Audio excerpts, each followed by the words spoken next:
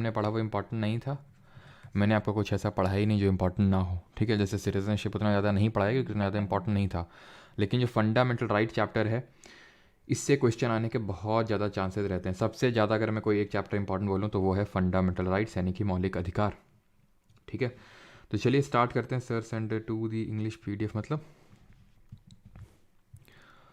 तो हम लोगों ने कॉन्स्टिट्यूशन की बुक बनाई थी पहले, फिर हमने प्रियम्बल और सोर्सेज वगैरह देखे थे, शेड्यूल्स देखे थे।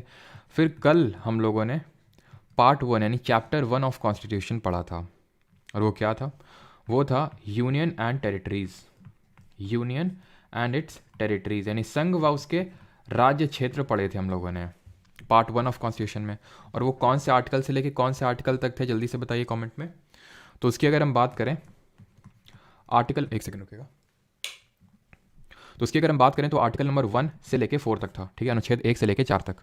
फिर अगर हम बात करें पार्ट 2 भी हमने कल ही पढ़ा था, वो किससे डील कर रहा था? वो डील कर रहा था सिटीजनशिप से यानी कि नागरिकता से। और ये कहाँ कौन से आर्टिकल से कौन से आर्टिकल तक था? 4 से यहाँ तक खत्म हो गया था, देन यहाँ से स्टार्ट होगा। आप ऐसे पेज नंबर टाइप समझ सकते हो, ठीक है। आर्टिकल नंबर 5 से लेके 11 तक कि चौथे पेज के बाद ऑब्वियस सी बात है 5वें स्टार्ट होगा। तो ये हमने देख लिया था, ये सारी चीज़ें देख ली थी कि 1 2 3 में सब क्या था, 4 में क्या था, देन 5 to 11 वाले तो उतने इंपॉर्टेंट थे नहीं। बस हमें ये पता होने की जरूरत थी कि भाई पार्ट 2 ऑफ कॉन्स्टिट्यूशन में और सिंगल सिटीजनशिप ने यूके से लिए सारी चीज़ें देखी थी। फंडामेंटल राइट्स अब अगला वाला पार्ट होगा, यानी कि इस चैप्टर में हम लोग पढ़ेंगे पार्ट 3 ऑफ कॉन्स्टिट्यूशन आज के लेक्चर में, जो किस आर्टिकल से किस आर्टिकल तक होगा। 11 यहाँ पे खत्म हुआ है, ठीक है। ये जहाँ पे भी हम मैं ये फंडामेंटल राइट्स को शॉर्ट में FR लिखूंगा, ठीक है। तो 11 पे खत्म होके ऑब्वियस से बात है 12 पे चालू होगा। तो 12 से लेके 35 तक है, अनुच्छेद 12 से लेके 35 तक के बारे में हमें इसके बारे में पढ़ना है। फंडामेंटल राइट्स अगर मौलिक अधिकारों की बात करें तो ये बोरो कहाँ से किए हैं ये भी हम लोग पढ़ चुके हैं। जरा आप बताइए कमेंट में इनको हमने कहाँ से बोरो किया है, यानी हमारा सोर्स क्या है। तो USA का कॉन्स्टिट्यूशन हमारा सोर्स है, यानी अमेरिका से हम लोगों ने हमने इनको बोरो किया है। अमेरिका में रहते थे या फिर रहते हैं बिल ऑफ राइट्स। अमेरिका में बिल ऑफ राइट्स एग्जिस्ट करते थे, तो वहाँ से इंस्पायर होकर हमने इनको अपने कॉन्स्टिट्यूशन में रखा। लेकिन अगर हम सबसे पहले बोलें कि फंडामेंटल राइट्स का ओरिजिन कहाँ पे हुआ, तो इनको as a Magna Carta introduce किया गया था ब्रिटेन में सबसे पहले, यूके में, दैट इज यूनाइटेड किंगडम में। ये एक तरह से आप ऐसे समझ सकते हैं जो रिच क्लास होता था उसको कुछ सर्टेन राइट्स दे दिए गए थे। मैंने आपको पहले बताया था कुछ सर्टेन राइट्स दे दिए गए थे और वही फिर आगे कंटिन्यू रहे। तो वही राइट्स जो हैं बाद में इस तरह से हमारे फंडामेंटल राइट्स का रूप लिए, ठीक है। सबसे पहले इसका ओरिजिन यूनाइटेड किंगडम यानी ब्रिटेन में हुआ था एज अ मैग्ना कार्टा, और हमने USA के बिल ऑफ राइट्स से इसको इंस्पिरेशन लेके अपने कॉन्स्टिट्यूशन में इसको रखा है हमारे कॉन्स्टिट्यूशन मेकर्स ने। क्लियर।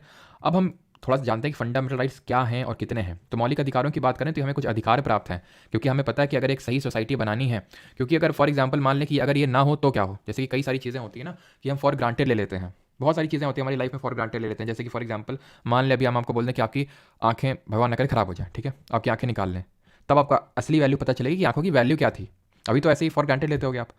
बहुत सारी चीज़ें हमारे लाइफ में जब हम फॉर ग्रांटेड लेते हैं उनमें से एक फंडामेंटल राइट भी है जो हमारे कॉन्स्टिट्यूशन मेकर्स डाल के गए हैं कॉन्स्टिट्यूशन में। अगर ये ना होते तो क्या होता, इमेजिन करो। जो सरकार है वो आपके साथ क्या क्या करती, जो रिच क्लास है वो आपके साथ क्या क्या करता, जो दबदबे में है जिसके पास पावर है वो आपके साथ क्या क्या करता। अतीक अहमद और ये सब आपने नाम सुने होंगे। फंडामेंटल राइट्स होने के बावजूद भी, कोर्ट्स होने के बावजूद भी ये सब इतना करते थे, ठीक है, समझ रहे हो। और अगर ना हो फंडामेंटल राइट्स तो फिर वो सब अतीक अहमद तो छोड़ो, गवर्नमेंट ही क्या हल करेगी वो आपको पता है, ठीक है, चाहे कोई भी गवर्नमेंट हो। तो मौलिक अधिकार हमारे लिए बहुत इंपॉर्टेंट है। और कितने मौलिक अधिकार है हमारे कॉन्स्टिट्यूशन में? अभी तो प्रेजेंट टाइम में जो 6 गोले आप देख पा रहे हैं, 6-7 गोले हैं, ठीक है, लेकिन ये तो फंडामेंटल राइट्स है। मौलिक अधिकार ये तो टोटल 6 यहाँ पे सर्कल्स हैं, और ये जो हर सर्कल में जो लिखा हुआ है वो एक फंडामेंटल राइट है, मौलिक अधिकार है। लेकिन ध्यान रखिएगा ओरिजिनली, ठीक है, यानी कि जब हमारा संविधान बना था, ओरिजिनली जब मैं बोलता हूँ तो आप समझ जाते हैं 26 नवंबर 1949 की मैं बात कर रहा हूँ। तो ओरिजिनली अगर हम बात करें तो टोटल 7 फंडामेंटल राइट्स है, 7 मौलिक अधिकार थे। लेकिन अगर मैं बात करूँ एट प्रेजेंट यानी मौजूदा समय में कितने अधिकार हैं, तो उसका उत्तर होगा 6। और ये एक कौन हटा, तो ये एक हटा है हमारा राइट टू प्रॉपर्टी, जिसको कि हम संपत्ति का अधिकार बोलते हैं। राइट टू प्रॉपर्टी की अगर बात करें तो 2 जगह था ये, आर्टिकल नंबर 31 अनुच्छेद 31 में डला हुआ था और आर्टिकल नंबर 19F में डला हुआ था। यहाँ से हमने इसको हटा दिया। अब कॉन्स्टिट्यूशन में जब भी हम कोई चीज़ ऐड करते हैं, रिमूव करते हैं, तो उसके लिए हमें करना पड़ता है अमेंडमेंट।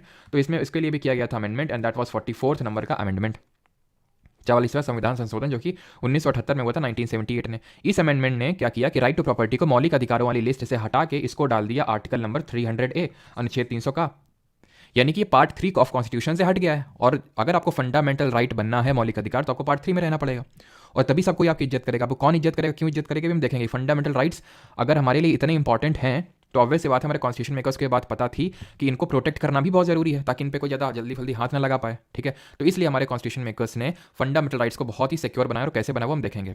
तो ये इनको पार्ट 3 से हटा दिया गया। अब ये लीगल राइट, यानी कि अब इसको फुल इज्जत नहीं चाहिए, फुल इज्जत मिलेगी भी नहीं, ठीक है, क्योंकि अभी एक लीगल राइट हो चुका है, एक विधिक अधिकार हो चुका है, कानूनी अधिकार हो चुका है। क्लियर है? क्वेश्चन क्या पूछेगा कि कौन से अमेंडमेंट से हटाया गया, 44th, कहाँ है 300A में, किस तरह का राइट है, अभी लीगल राइट है। ठीक है, यहाँ तक सभी को क्लियर होगा।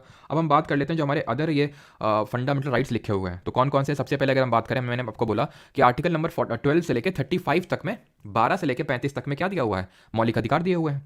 तो चलिए हम स्टार्ट करते हैं। राइट टू इक्वलिटी जो समानता का अधिकार है, हमारा पहला राइट है। 14 से लेकर 18 तक जो आर्टिकल्स हैं वो इसको लेकर डील करते हैं, इसकी चर्चा करते हैं। 18 खत्म हो गया, फिर क्या चालू हो गया, 19 से लेकर 22 तक राइट टू फ्रीडम, यानी कि स्वतंत्रता का अधिकार मिलता है। यहाँ पे समानता का अधिकार, यहाँ स्वतंत्रता का अधिकार।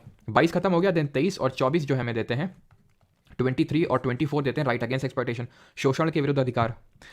Right to freedom of religion, यानी कि धार्मिक स्वतंत्रता का अधिकार, आर्टिकल नंबर 25 से लेकर 28। कल्चरल एंड एजुकेशनल राइट 28 खत्म हो गया, 29 से 30 ये हमें क्या देते हैं, सांस्कृतिक एवं शिक्षा का अधिकार। और आखिरी हमारा आर्टिकल नंबर 32, बिकॉज 31 तो जा चुका है, अब ये है 32, राइट टू कॉन्स्टिट्यूशनल रेमेडीज, यानी कि हम बोल सकते हैं संवैधानिक उपचारों का अधिकार। क्लियर? तो 7 थे, अभी 6 हैं, क्योंकि एक जा चुका है। अब थोड़ा सा इसके बेसिक्स समझ लेते हैं। बेसिक्स इन दी सेंस कि ये जो फंडामेंटल राइट्स हैं कितने पावरफुल हैं, ये वो थोड़ा समझ लेते हैं। तो इसको लेके ना हमारे पार्लियामेंट और जुडिशरी आप समझते हैं ना, मैंने आपको 3 विंग्स बताए थे डेमोक्रेसी के। 3 विंग्स क्या बताए थे डेमोक्रेसी के, फिर 3 पिलर्स क्या बताए थे। एक मैंने बताया था लेजिस्लेचर, विधायिका, एग्जीक्यूटिव, कार्यपालिका, जुडिशरी, न्यायपालिका। ये कानून बनाती है, ये उसको एग्जीक्यूट करती है, इंप्लीमेंट करती है, और ये उस पर एक तरह से हम बोल सकते हैं कि उसको रिव्यू करने का काम करती है, पहला। दूसरा कि उसको सही तरह से इंप्लीमेंट किया जा रहा है, उसको देखने का काम करती है। तो जुडिशरी जो है, और इसके बीच में हमेशा लड़ाई चलती रही। जुडिशरी क्या लेके बैठा था, जुडिशरी बोल रहा था कि तुम फंडामेंटल राइट्स ये लेके बैठा हुआ था, मौलिक अधिकारों को लेके, कि मौलिक अधिकार को तुम नहीं छू सकते हो। ये क्या था, इसको, क्योंकि सरकार एक तरह से ऐसा समझ लो, बट एक्चुअल टर्म्स में तो सरकार ये है, लेकिन अभी के लिए मान लो ये सरकार है, सरकारी अगर हम देखें तो इन लोगों को मौलिक अधिकार बिल्कुल नहीं पसंद, क्योंकि मौलिक अधिकार जो है इनके रास्ते में अड़ंगा बन जाते हैं, इनके रास्ते में थोड़ा सा जो है अड़ंगा क्रिएट कर देते हैं। तो इसलिए इनके बीच में डिस्प्यूट चलता रहा। उस डिस्प्यूट को अगली क्लास, मंडे वाली जो क्लास होगी, जब हम डीपीएसपी करेंगे, राज्य के नीति निर्देशक सिद्धांत, तो वहाँ पे उसको देखेंगे। ठीक है, तो काफ़ी सारे वो चलते रहे। तो अब इसको लेके फाइनली जो हमें ये याद रखना है कि fundamental rights are not absolute. पहली बात तो ये फर्स्ट थिंग है, fundamental rights are not absolute. Absolute का मतलब क्या होता है, एब्सोल्यूट का मतलब होता है कि लिमिटलेस। लिमिटलेस तो आप समझते हैं ना, कि जिनकी कोई लिमिट नहीं है, तो वो हम बोल देते हैं कि वो एब्सोल्यूट है। तो हमारे जो संविधान, ये जो मौलिक अधिकार हैं वो क्या है, एब्सोल्यूट नहीं है, यानी कि इनमें लिमिट लगी हुई है। अब कैसी लिमिट है वो हम आगे देखेंगे। जैसे for example right to freedom of speech है, यानी बोलने का अधिकार है, लेकिन ऐसा नहीं कि आप कुछ भी किसी को गाली गलौज भी दे देंगे। तो fundamental rights are not absolute, ये एब्सोल्यूट नहीं है। दूसरी चीज, fundamental rights are not sacrosanct और परमानेंट। सैंक्रोसैंक्ट और परमानेंट। सैंक्रोसैंक्ट का मतलब होता है पवित्र, और परमानेंट का मतलब ये होता है कि हमेशा के लिए, टेम्परेरी होता है कि थोड़े टाइम के लिए। इस लाइन का ये मतलब है, सैंक्रोसैंक्ट का मतलब पवित्र होता है, जिस पे कोई हाथ नहीं लगा सकता है। अब इस पे कौन हाथ लगा सकता है, क्योंकि लिखा हुआ है नॉट सैंक्रोसैंक्ट, पार्लियामेंट। यानी कि ये चीज़ ये बोली जा रही है कि आपके फंडामेंटल राइट्स को चेंज भी किया जा सकता है, सस्पेंड भी किया जा सकता है। नेशनल इमरजेंसी जब लगती है ना, यानी कि राष्ट्रीय आपातकाल, तो आपके फंडामेंटल राइट्स को जो है, एक्चुअली में फंडामेंटल राइट्स को सस्पेंड नहीं किया जाता है, आप कोर्ट नहीं जा सकते, अगर मैं एकदम लिटरल मीनिंग में जाऊं जो कॉन्स्टिट्यूशन में लिखा हुआ है। लेकिन अभी के लिए ऐसे समझ लो कि आपके मौलिक अधिकार सस्पेंड हो जाते हैं अगर लगा हो राष्ट्रीय आपातकाल, और अगर लगा हो मार्शियल लॉ। अभी मार्शियल लॉ क्या है ये हम आगे पढ़ेंगे अभी। ठीक है, अगर मार्शल लॉ लगा हो तो भी, यानी कि सिंपल ऐसे समझ लो मिलिट्री रूल, यानी मिलिट्री का शासन लगा हो, तो भी आपके मौलिक अधिकार को सस्पेंड किया जा सकता है। तो इसलिए ये ना तो परमानेंट है, ना तो सैंक्रोसैंक्ट है, और ना ही एब्सोल्यूट। एब्सोल्यूट का मतलब ये ऐसा नहीं कि लिमिटलेस है, इनमें लिमिट है। वो क्या लिमिट है हम देखेंगे अभी आगे। Is that clear? अब यहाँ पे मैंने आपको बताया था कि मौलिक अधिकार 12 से शुरू होकर 35 तक जाते हैं। 31 का मैंने नहीं बताया, वो चलता है क्योंकि मैंने बता दिया 31 में पहले राइट टू प्रॉपर्टी पड़ा हुआ था, तो वो हट गया। लेकिन आपने एक चीज़ नोटिस की, मैंने 12 और 13 स्किप कर दिया, 12 एंड 13 नंबर आर्टिकल, बिकॉज इनमें फंडामेंटल राइट एक्चुअल में नहीं है। तो फिर क्या है, आर्टिकल नंबर 12 जो है ये स्टेट को डिफाइन करता है। मतलब स्टेट का मतलब आप क्या जानते हो, यूपी, एमपी, बिहार। लेकिन एक्चुअल में ये जहां भी फंडामेंटल राइट्स हमारे लिखे हुए कॉन्स्टिट्यूशन में, यहाँ पे बहुत सारी जगहों में स्टेट वर्ड का यूज किया गया है। तो पहले ही आप आर्टिकल नंबर 14 से फंडामेंटल राइट्स पढ़ना चालू करें, इसलिए पहले ही उन्होंने बता दिया है कि जहां जहां आप स्टेट देखोगे उस स्टेट का मतलब क्या है। और इन्होंने मतलब बताते ये हुए, ये लिखा है कि इसका मतलब यूपी एमपी समझ लेना। इसका मतलब है कि हमारे देश का जो पार्लियामेंट है, यूपी एमपी तो है ही, वो भी एक पार्ट है, पार्लियामेंट हो गई, हमारी गवर्नमेंट हो गई प्रेजेंट। ठीक है, और हमारा ये स्टेट लेजिस्लेचर हो गया, राज्य का विधानमंडल, स्टेट की गवर्नमेंट हो गई, लोकल बॉडीज हो गई, पंचायत म्यूनिसिपैलिटी हो गई, LIC, ONGC, ये सब जो है ना, ये सब स्टेट के तहत आते हैं। तो सर हमें कितना याद रखना है, कौन कौन आता है स्टेट के अंदर? कुछ नहीं याद रखना है। जब ये क्वेश्चन आए ना कि कौन कौन आता है स्टेट के अंदर, तो एक ऑप्शन होगा, option number D, all of these, या फिर ऑल ऑफ दी अबव, वही सही उत्तर है। ठीक। अनलेस एंड अनटिल कि आपको लगे कि ये स्टेट के अंदर तो हो ही नहीं सकता है। अभी तक तो मैंने कभी ना क्वेश्चन नहीं देखा, चाहे यू मतलब क्वेश्चन आया, मैं बोलो मैंने अभी तक ऐसा क्वेश्चन नहीं देखा, चाहे यूपीएससी हो चाहे एसएससी, जिसमें ऑल ऑफ दीज आंसर ना हो। ठीक है, और ऑब्वियसली बात है बहुत इसका वाइड स्कोप है, जितना आप सोच सकते हैं सब कुछ है। तो इस वजह से बहुत ज़्यादा दिमाग लगाने की जरूरत नहीं है, ऑल ऑफ दीज लगाने की जरूरत है। Article number 13, laws inconsistent with, Hindi में बताने की तो जरूरत नहीं, राज्य स्टेट का मतलब हो जाएगा राज्य, यानी राज्य की परिभाषा लिखी हुई है इसमें। ठीक है, आर्टिकल नंबर 13 अनुच्छेद number 13, laws inconsistent with fundamental rights shall be declared null and void. इसका मतलब क्या है? इसका मतलब यह है कि कोई भी ऐसा कानून है जो कि मौलिक अधिकारों के विरुद्ध जा रहा है, उसको जुडिशरी के पास, जुडिशरी का मतलब हमारे देश के जो कोर्ट हैं उनके पास ये पावर है कि उसको नल एंड वॉइड डिक्लेयर कर सकते हैं, मतलब कि उसको बोल सकते हैं कि खत्म है, उसको नलीफाई कर सकते हैं। ये पावर है हमारी जुडिशरी के पास। लेकिन क्यों? क्योंकि फंडामेंटल राइट्स दे देने का मतलब ये नहीं कि ठीक है आपके पास फंडामेंटल राइट्स हैं, उसका कोई प्रिजर्वर भी तो होना चाहिए, कोई देख रेख भी तो वो दिया है हमारे जुडिशरी को ये पावर कि आप कोई भी अगर ऐसा कानून बनता है जो मौलिक अधिकार को का हनन करता है, तो जुडिशरी के पास पावर है कि उसको नल एंड वॉइड डिक्लेयर कर सकती है। अब बात यहाँ पे आती है लॉज का, यहाँ पे लॉज को भी डिफाइन किया गया कि लॉज का मतलब क्या है। तो लॉज का मतलब जितने भी परमानेंट लॉज होते हैं, ठीक है, जो जनरल लॉज बनते हैं, कुछ होते हैं टेम्पररी लॉज बनते हैं जिनको हम बाई लॉज भी बोलते हैं, टेम्पररी लॉज हो गए।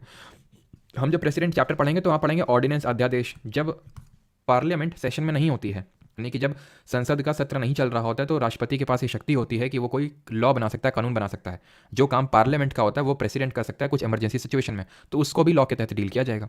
अब बात ये आती है कॉन्स्टिट्यूशन में कि वो लिखा हुआ है कि कॉन्स्टिट्यूशनल जो अमेंडमेंट होता है, संवैधानिक संशोधन, इसको लॉ नहीं डील किया जाएगा, ऐसा लिखा हुआ है।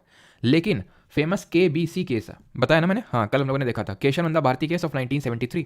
सुप्रीम कोर्ट ने यहाँ पे ये बोला कि देखिए अगर ठीक है आप कॉन्स्टिट्यूशनल अमेंडमेंट को लॉ डील नहीं किया जाएगा, लेकिन अगर उसने बेसिक स्ट्रक्चर, संविधान के मूल ढांचे को अगर कुछ उसने छेड़छाड़ करी, उसको टच किया बेसिक स्ट्रक्चर को, तो फिर हम उसको नल एंड वॉइड डिक्लेयर कर सकते हैं। सर ये बेसिक स्ट्रक्चर क्या होता है? मूल ढांचा, ऐसे समझ लो। ये संविधान में लिखी हुई कोई चीज़ नहीं, वैसे तो मैं आगे भी इसके बारे में बताऊंगा आपको, लेकिन अभी के लिए इतना समझ लो, ये संविधान में लिखी हुई चीज़ नहीं है, संविधान में कहीं नहीं लिखा हुआ। ये KBC जो केस हुआ था, इसी में जन्म लिया इसने, बेसिक स्ट्रक्चर ने, मूल ढांचे ने। जब मतलब एक तरह से समझ लो कि सुप्रीम कोर्ट ने अपने लिए एक ऐसा शस्त्र क्रिएट कर लिया है कि वो कभी फेल ही नहीं हो सकता है। कैसे? कुछ भी अगर कल को पार्लियामेंट पता है बोलेगा कि ये तो कॉन्स्टिट्यूशन में लिखा है कि ये तो हो सकता है, तो वही तो हम कर रहे हैं, बोलेगा नहीं नहीं नहीं, आज से हम इस चीज़ को बेसिक स्ट्रक्चर में ऐड करते हैं, और फिर बेसिक स्ट्रक्चर तो हम छू नहीं सकते हो, याद करो 1973, इसलिए तुम ये नहीं कर सकते हो। तो KBC केस के थ्रू सुप्रीम कोर्ट ने अपने लिए बहुत अच्छा एक शस्त्र क्रिएट कर लिया है। कुछ भी अगर उसको लगा कि हमारा जुडिशरी बहुत अच्छा है, ठीक है, आपको रिस्पेक्ट करनी चाहिए सुप्रीम कोर्ट, हाई कोर्ट, अगर ये जुडिशरी ना हो ना तो हमारी गवर्नमेंट्स ऐसी तैसी कर दें हम लोगों की। तो क्योंकि काफ़ी सारी ऐसी चीज़ें होती हैं कि भाई कॉन्स्टिट्यूशन में नहीं लिखी हुई हैं, बिकॉज पहले जब हमारे फोर फादर्स बना के गए थे कॉन्स्टिट्यूशन, तो तब वो चीज़ उनको नहीं पता थी, धीरे धीरे टाइम चेंज होता रहता है ना, तो वो चीज़ जो है उसका फायदा कई बार गवर्नमेंट उठा लेती है। तो इसलिए जुडिशरी हमारा बैठा रहता है ताकि गवर्नमेंट फालतू में कोई चीज़ ना कर सके। ठीक है, चलिए आगे बढ़ते हैं, आर्टिकल नंबर 14 पे आते हैं। तो अब एक्चुअल जो राइट्स हैं वो यहाँ से हमारे स्टार्ट हो रहे हैं, फंडामेंटल राइट्स। तो यहाँ से कौन सा राइट स्टार्ट हो रहा है? राइट, अच्छा ये बताइए कि यहाँ तक किसी कोई डाउट तो नहीं है, पहले ये बता दीजिए, देन मैं आगे बढ़ता हूँ। किसी का यहाँ तक कोई डाउट तो नहीं है, देन आगे बढ़ते हैं। यस सर, ठीक है, रोमन पार्क, ठीक है, क्लास 4 का PDF नहीं डला, ओके, मिल जाएगा आपको आज, है ना, अभी रोमन मिल जाएगा, ठीक है, okay okay, no doubt. Ad hoc committee on, sir आपने कल अच्छा अपने फर्स्ट क्लास में एडॉक नेशनल फ्लैग कमेटी का चेयरमैन राजेंद्र प्रसाद बोला है, जो कि बुक में नेहरू लिखा है। दूसरी की national song and anthem same date 24 आपने बोला है। हाँ तो 24 जनवरी 1950 ही है, और राजेंद्र प्रसाद ही उसका ad hoc committee on national flag, बिल्कुल सही मैंने बोला है, ठीक है, उसमें कोई दिक्कत नहीं। आप कौन सी बुक को आप रेफर कर रहे हैं मुझे नहीं पता है, ठीक है, ad hoc committee on national flag जो है वो राजेंद्र प्रसाद ही उसके हेड थे। ठीक है, खैर बढ़ते हैं आर्टिकल नंबर 14 पे। तो आर्टिकल नंबर 14 दो चीज़ें बोलता है, equality before law and equal protection of laws, यानी कि विधि के विधि के समक्ष समानता और विधियों का समान संरक्षण।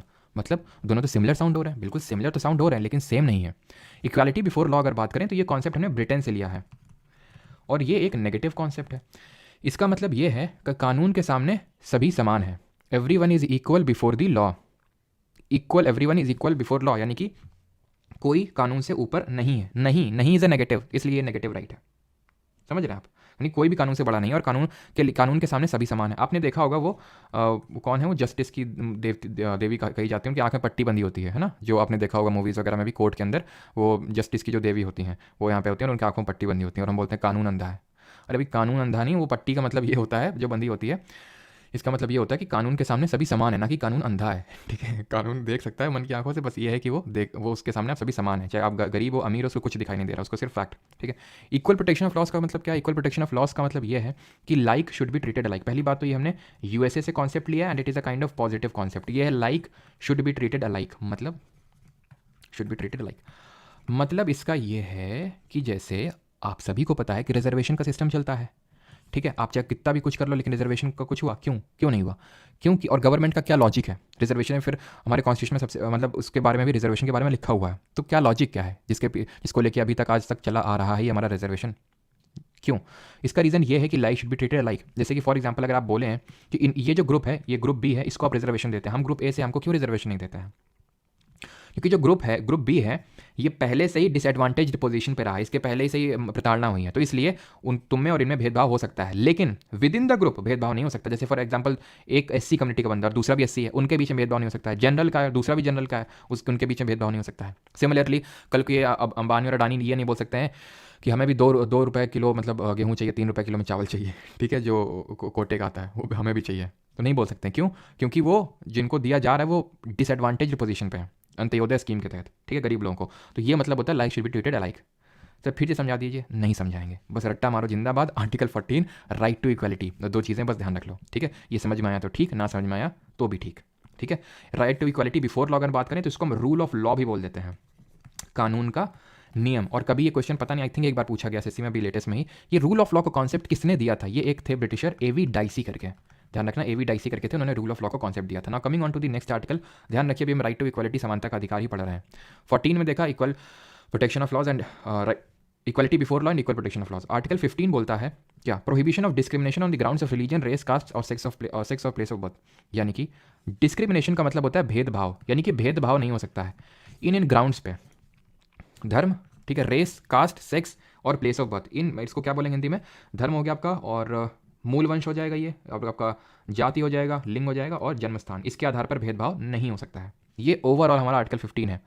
सीजीएल 2023 में क्वेश्चन पूछा गया कि आप सिनेमा हॉल में गए हैं, ठीक है, वहाँ पे आपने बगल में देखा कि आपकी मेड भी बैठी हुई है, आपके जो घर में काम करती है, आपका ईगो हर्ट हो गया और आपने उसको बोला निकल लो यहाँ से। तो उस मेड के पास कौन सा फंडामेंटल राइट अवेलेबल है? तो यहाँ पे ध्यान से देखिए, access to shop, public restaurant, hotels, places of public entertainment, जो कि सिनेमा हॉल में आता है। तो यानी कि यहाँ पे भी आपके खिलाफ डिस्क्रिमिनेशन नहीं हो सकता। यूज़ ऑफ वेल, पहले के टाइम पे क्या होता था कि भाई कुएं से पानी जब मतलब एक तरह से ब्राह्मण और क्षत्रिय निकाल लेंगे तब नीचे वाली जो कास्ट हैं शूद्र वो निकाल सकते हैं। तो use of well, tank, bathing art, road, places of public restaurant, ये सब जो है आर्टिकल 15 के तहत कवर्ड है कि यहाँ पे डिस्क्रिमिनेशन नहीं हो सकता है। तो इससे आपको एक चीज़ और सीखनी है, वो एक चीज़ ये है कि जो हमारे फंडामेंटल राइट्स हैं, they are not only provided against the arbitrary action of state but also provided against the arbitrary action of individual. यानी कि मैं ये कहना चाह रहा हूँ कि मौलिक अधिकार सिर्फ राज्य के विरुद्ध हमें प्रोवाइडेड नहीं है, कि जैसे कि गवर्नमेंट हमारे खिलाफ ये नहीं कर सकती, वो नहीं कर सकती। अब आर्टिकल 15 में तो कुएं में स्टेट थोड़ी ना, गवर्नमेंट थोड़ी ना खड़ी है कि जो तुमको मना कर रही है, कि भेदभाव कर रही है, छुआछूत कर रही है तुमसे। सिंपल, वो कौन कर रहे हैं? वो आपस के समाज के लोग ही कर रहे हैं, इंडिविजुअल्स कर रहे हैं, फिर ग्रुप ऑफ इंडिविजुअल्स कर रहे हैं। ठीक है, तो उनके खिलाफ भी ये फंडामेंटल राइट्स प्रोवाइडेड हैं। क्लियर? आर्टिकल 16 पे आते हैं। अनुच्छेद 16 बोलता है prohibits discrimination in employment in any government office, यानी लोक नियोजन के विषय में अवसर की समानता के बारे में डिस्कस करता है ये, कि अगर कोई भी पब्लिक एम्प्लॉयमेंट का मतलब ये होता है, पब्लिक एम्प्लॉयमेंट का मतलब ये होता है कि भाई गवर्नमेंट की नौकरी है, गवर्नमेंट जॉब है, तो गवर्नमेंट जॉब में डिस्क्रिमिनेशन, भेदभाव नहीं हो सकता है। मुझे पता है आपका क्वेश्चन तुरंत निकल के आएगा, रिजर्वेशन फिर क्यों होता है? तो आर्टिकल नंबर 16 सब क्लॉज 4 में लिखा हुआ है कि जो डिसएडवांटेज लोग हैं उनको रिजर्वेशन दिया जा सकता है। तो रिजर्वेशन का जो लॉजिक है वो आर्टिकल नंबर 16 सब क्लॉज 4 से निकल के आता है। सेकंड बात है 1978 की, मोरारजी देसाई जी की गवर्नमेंट थी, उन्होंने एक कमीशन बिठाया जिसको बोलते हैं मंडल कमीशन, जो कि सेकंड बैकवर्ड क्लास कमीशन है। ये जो बैकवर्ड क्लास हमारी कम्युनिटी होती है, जिनको हम ओबीसीज बोलते हैं, अदर बैकवर्ड क्लासेस, तो उनको अभी तक उनको रिजर्वेशन नहीं मिलता था। वीपी सिंह नहीं, मोरारजी देसाई ने ये कमीशन बनाया, मंडल करके एक हमारे मेंबर ऑफ पार्लियामेंट उस समय के, तो इनके चेयरमैनशिप पे बना। ठीक है, 1978 के टाइम पे तो, और लेकिन एक्चुअली में 1979 में जाके फॉर्म हुई थी। ठीक है, तो जब कमीशन बनाया तो इसके रिकमेंडेशन कुछ ऐसे थे कि 27% रिजर्वेशन दिया जाना चाहिए ओबीसीज को, प्लस इसने बोला कि जो ईडब्ल्यूएस हैं, जो मतलब जो अभी आपको पता है ना 10% रिजर्वेशन है जनरल कैटेगरी के जो ईडब्ल्यूएस हैं, जो बिलोंग करते हैं इकोनॉमिकली वीकर सेक्शन, इतना तो सबको पता होगा। तो इस पर्टिकुलर कमीशन के रिकमेंडेशन को 1991 में, उस समय नहीं, मोरारजी देसाई के समय नहीं, कमीशन बनाया तो उन्होंने बस रिकमेंडेशन भी दे दिया, लेकिन 1991 में वीपी सिंह की गवर्नमेंट आती है। इन्होंने बोला कि बैकवर्ड क्लासेस को 27% रिजर्वेशन देंगे और जो ईडब्ल्यूएस है, ईडब्ल्यूएस को हम 10% रिजर्वेशन देंगे। एक केस हुआ और उस केस का नाम है फेमस मंडल केस, या फिर उसको हम बोलते हैं इंदिरा साहनी केस, ठीक है, Indira Sahni versus union of India case. इस केस में सुप्रीम कोर्ट ने ये बोला कि ठीक है 27% जो आपने रिजर्वेशन दिया बैकवर्ड क्लासेस को, इसको हम अपहेल्ड करते हैं। अपहेल्ड का मतलब है कि हम मान लेते हैं, स्वीकारते हैं, लेकिन जो आपने 10% रिजर्वेशन दिया ईडब्ल्यूएस को, ये हम नहीं स्वीकारते हैं, तो इसलिए तब नहीं आ पाया था। और इसने ये भी बोला था कि जो रिजर्वेशन है ये सिर्फ सीमित रहेगा अपॉइंटमेंट तक, प्रमोशन में नहीं दिया जाएगा, ऐसा इसमें जो है article number 6 sorry Indira Sahni case में जो है बोला गया था, ठीक है। तो ये चीज़ ध्यान रखना कि आर्टिकल 16 में क्या है कि प्रोहिबिट्स डिस्क्रिमिनेशन, और किस इसमें भी ग्राउंड्स हैं, जैसे इसमें लिखा हुआ ना कि प्रोहिबिशन ऑफ डिस्क्रिमिनेशन, और ध्यान रखना यहाँ पे ओनली वर्ड भी लिखा हुआ है। जो कॉन्स्टिट्यूशन का हमारा एक्चुअल बुक है उसमें अगर आप देखोगे तो prohibition of discrimination only on these ground, only का मतलब क्या है कि बाकी किसी और ग्राउंड पे डिस्क्रिमिनेशन हो सकता है, यहाँ पे भी वही सेम चीज़ है। Prohibits discrimination only on the grounds of religion, जो उसमें लिखे हुए हैं, race, caste, sex, place of birth, and एक एक्स्ट्रा है and that is decency. What is decency क्या है? तो एक तरह से हम बोल सकते हैं कि इसको निवास स्थान के बेसिस पे डिस्क्रिमिनेशन नहीं हो सकता है, ठीक है, यानी कि किसी और ग्राउंड पे हो सकता है। तो गवर्नमेंट किस ग्राउंड पे ये रिजर्वेशन देती है, डिस्क्रिमिनेशन करती है कि भाई पहले से ही ये लोग बैकवर्ड थे, उस ग्राउंड पे देती है, ठीक है, रिजर्वेशन। तो आर्टिकल नंबर 16 जो है ये बोलता है कि डिस्क्रिमिनेशन नहीं हो सकता है जब कोई गवर्नमेंट जॉब की बात आएगी। आर्टिकल नंबर 17 क्या बोलता है? एबॉलिशन ऑफ अनटचेबिलिटी, यानी कि अस्पृश्यता का उन्मूलन, सिंपल। छुआछूत, अस्पृश्यता का उन्मूलन, यानी कि छुआछूत नहीं हो सकती है, सिंपल, ठीक है, बिकॉज बहुत पहले तो बहुत प्रेवलेंट थी। अब ये भी जो छुआछूत है, अब सिंपल लॉजिक लगाइए, ये गवर्नमेंट थोड़ी ना करेगी छुआछूत, गवर्नमेंट थोड़ी ना करती है, तो हम लोग आपस में ही करते हैं ना छुआछूत कि डोंट टच मी। तो अब तो खैर नहीं होता है, लेकिन पहले तो काफ़ी होता था गाँव वगैरह में। तो ये स्टेट खासकर जो इंडिविजुअल एक्शन के खिलाफ ये जो हमें राइट मिला हुआ है। आर्टिकल नंबर 18 जो कि हमारा राइट टू इक्वालिटी, समानता के अधिकार के तहत आखिरी फंडामेंटल राइट है, that is abolition of title, यानी कि यहाँ पे स्टेट को प्रोहिबिट किया गया है। स्टेट का मतलब आप समझ गए ना, आर्टिकल नंबर 12 में जो डिफाइंड है। तो स्टेट का मतलब ये है, मतलब स्टेट टाइटल नहीं दे सकता है। कौन से टाइटल? हेरिडिटरी टाइटल नहीं दे सकता है, जैसे कि महाराजा, राय बहादुर, खाने खाना, ये सारे जो हैं, खाना वाना, इस सब कोई टाइटल नहीं दे सकता है, कौन? स्टेट। लेकिन अगर एकेडमिक टाइटल है या फिर कोई इस तरह का मिलिट्री टाइटल है जहां पे किसी की स्किल को रिप्रेजेंट किया जा रहा है, जैसे कि एकेडमिक एजुकेशन, जैसे कि डॉक्टर की डिग्री लगा, डॉक्टर का सब लोग लगाते हैं ना टाइटल, इंजीनियर का टाइटल लगाते हैं ना, तो ये क्यों लगाते हैं? आर्टिकल 18 के तहत तो प्रोहिबिटेड है, क्योंकि ये एक एकेडमिक टाइटल है, ये आपको अपने फादर या मदर से नहीं मिला है। ऐसा नहीं कि आपके पिता डॉक्टर थे तो इसलिए आप डॉक्टर लगा रहे हो, क्योंकि आपके पिता इंजीनियर थे तो इसलिए आप इंजीनियर, क्योंकि आपने उसको अचीव किया है अपनी मेहनत से। तो इसलिए हार्ड वर्क को एक तरह से रिकॉग्नाइज करने के लिए या फिर एक्सेलेंस को रिकॉग्नाइज करने के लिए ये जो टाइटल्स हैं वो एडमिटेड है, यानी कि प्रोहिबिटेड नहीं है। तो टाइटल कोई ना तो हमारा स्टेट दे सकता है, और अगर कोई मान लो यहाँ फॉरनर रह रहा है, विदेशी रह रहा है, तो उसको भी कोई विदेशी जो देश है, कोई भी देश है, वो भी उसको टाइटल नहीं दे सकती, और अगर देना है तो प्रेसिडेंट से पहले पूछना पड़ेगा तब। आर्टिकल नंबर जो मैंने आपको 14 आपको बताया, ये राइट टू इक्वलिटी जो भी हमने 14 से 18 तक देखा, ये राइट टू इक्वलिटी में कुछ एक्सेप्शन है, अपवाद है। अपवाद मैं अभी बता देता हूँ ऐसे मौखिक तौर पे ओरली, लेकिन हम लोग आगे देखेंगे। जैसे कि राष्ट्रपति को अरेस्ट नहीं किया जा सकता है जो सिविल मैटर्स हैं, ठीक है, जो क्रिमिनल मैटर्स हैं उसमें प्रेसिडेंट और गवर्नर को अरेस्ट नहीं किया जा सकता है। तो यहाँ पे एक तरह से हम देख रहे हैं कि इनइक्वालिटी की जा रही है, लेकिन एक अपवाद है, क्योंकि वो हमारे हेड ऑफ द कंट्री है भाई, राष्ट्रपति है वो। अगर उसके खिलाफ कुछ होगा, सोचिए उसके खिलाफ कोर्ट में उसको हथकड़ी पहन के उसको लिया जा रहा है, मतलब ले जाया जा रहा है, देश का कितना अपमान होगा। ऐसे जो हमारे मेंबर ऑफ पार्लियामेंट है, सांसद लोग, इनके खिलाफ भी जब सेशन चल रहा होगा, और सेशन चलने से 40 दिन पहले और 40 दिन बाद तक इनके खिलाफ कार्रवाई नहीं हो सकती है कोई सिविल मैटर्स पे। सिविल मैटर में अगर हम बात करें तो वो सिविल क्या होता है, क्रिमिनल क्या होता है, हम आगे देखेंगे। तो बट ये एक्सेप्शन है, वो सब आगे देखेंगे। इन लोगों को कुछ प्रिविलेजेस मिले हुए हैं, यानी कि विशेष अधिकार मिले हुए हैं। अब यहाँ से हम स्टार्ट करेंगे आर्टिकल नंबर 19, यानी कि स्वतंत्रता का अधिकार। किसका? Right to freedom. तो स्वतंत्रता का अधिकार अगर हम बात करें, that is right to freedom, वो आर्टिकल नंबर 19 से स्टार्ट होता है, और कहाँ तक जाता है? वो जाता है 19 से लेकर 22 तक, अनुच्छेद 19 से लेकर 22 तक। अनुच्छेद 19 में क्या लिखा हुआ है? अनुच्छेद 19 में टोटल 6 राइट्स मिले हुए हैं, 6 तरह के हमें डिफरेंट अधिकार मिले हुए हैं। क्या है वो? आपकी स्क्रीन पे है। Right to freedom of speech and expression, right to assemble peacefully without arms, right to form association, right to form freely without the territory of India, right to reside, ठीक है। और ये इसको हटा दिया गया, मैंने आपको पहले ही बताया था कि जो राइट टू प्रॉपर्टी है उसको हमने आर्टिकल नंबर 31 से हटाया, और आर्टिकल 19 सब क्लॉज एफ जिसमें घुसा हुआ था इससे हटाया। तो जो हमारा अब 6th राइट है वो ये है, right to practise any profession और to carry any occupation, trade और बिजनेस, कोई भी धंधा करने का अधिकार। ये क्या है? कुछ भी बोलने का अधिकार। ये क्या है कि कुछ भी एक तरह से, चलो अभी उसको एक एक करके हम डिस्कस करते हैं, बट उससे पहले मैं आपको ये बता दूं कि article number 19 are provided with reasonable restrictions, यानी कि ये हमें उचित प्रतिबंध के साथ मिले हुए हैं। इस पर्टिकुलर फ्रेज का मतलब क्या होता है? इसका मतलब ये होता है वही कि they are not absolute but qualified. मतलब ये है कि right to freedom of speech and expression का मतलब ये है कि आप बोल सकते हैं, बोलने की आज़ादी है, लेकिन आप ये नहीं बोल सकते हैं कि सारे मोदी चोर होते हैं तो फिर आपके खिलाफ डिफेमेशन केस लगेगा। आप किसी को गाली नहीं दे सकते हैं, आप किसी के खिलाफ कुछ ऐसा पोस्ट नहीं कर सकते हैं सोशल मीडिया पे जो उसकी छवि को ठेस पहुंचाएगा। हो गया क्या रीजनेबल रिस्ट्रिक्शन, यानी कि राइट आपको मिले हुए हैं लेकिन वो उसकी सीमा वहीं तक है जब तक किसी दूसरे के राइट ना हर्ट हो। Right to assemble peacefully without arms, शांति के साथ आप इकट्ठा हो सकते हो, लेकिन अगर आपने कोशिश की कि 47 लेके इकट्ठा हो रहे हैं बारूद गोले सब लेके, तो वो आपको रिस्ट्रिक्ट कर दिया जाएगा। राइट टू फॉर्म एसोसिएशन, आप कोई भी संगठन बना सकते हैं लेकिन खालिस्तान जैसा नहीं, नहीं तो फिर पिलाई भी करी जाएगी गवर्नमेंट के तरफ। Right to move freely throughout the territory of, क्योंकि अब जैसे खालिस्तान है वो ये थोड़ी ना बोल सकते हैं कि we have right to form association, क्योंकि उसमें रीजनेबल रिस्ट्रिक्शन है कि वो कंट्री की सॉवरेनिटी को खतरा नहीं पहुंचाना चाहिए अगर आप कोई भी एसोसिएशन बना रहे हैं, ठीक है। Right to move freely throughout the territory of India, यानी कि आप कहीं पे भी अक्रॉस इंडिया मूव कर सकते हैं, but through out the territory of India.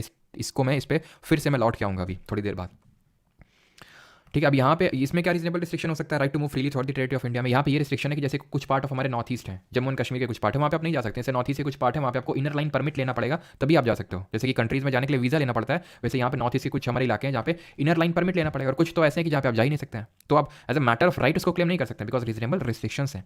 Right to reside, कहीं पे भी आप रह सकते हैं, सेटल कर सकते हैं, लेकिन ऐसा नहीं कि हमें जहाँ पे नॉर्थ ईस्ट के कुछ रिस्ट्रिक्टेड इलाके वहाँ पे घर चाहिए, जैसे अभी तक जम्मू एंड कश्मीर में आप प्रॉपर्टी नहीं ले सकते थे। अब ध्यान दीजिएगा, ये है article number 19, A B C D E F वाला हट चुका है, तो जो जी वाला है, जो रीजनिंग में हम उसको 7th पढ़ते हैं ना, जी का अल्फाबेटिकल अगर हम वैल्यू पढ़ें तो वो 7th होता है ना, लेकिन एक्चुअल में 6th राइट है, लेकिन आप बोलेंगे क्या उसको 19 सब क्लॉज जी। ये क्या, right to practise any profession और to carry out any occupation, कोई भी धंधा कर सकते हैं, लेकिन इसका ये नहीं मतलब ये नहीं कि आप ह्यूमन ट्रैफिकिंग का धंधा कर रहे हैं, ठीक है, बच्चों की तस्करी कर रहे हैं, ये भी तो धंधा ही है, लेकिन ये थोड़ी ना किसी की किडनी विडनी निकाल रहे हैं, तो ये धंधा है लेकिन गंदा है, ठीक है। तो इसलिए ये सारी चीज़ें हैं। अब इसको हम याद कैसे रखें, बिकॉज ऑर्डर में याद रखना बेहद इंपॉर्टेंट है कि अगर आपसे पूछ ले कि आर्टिकल नंबर 19 है, सब क्लॉज डी में क्या है, ठीक है, जी में क्या है, बी में क्या है, तो आपको पता होना चाहिए। तो आर्टिकल नंबर ये इसको इस तरह से याद रखेंगे, सामरो करके ट्रिक है हम लोग की, ठीक है, साम रो।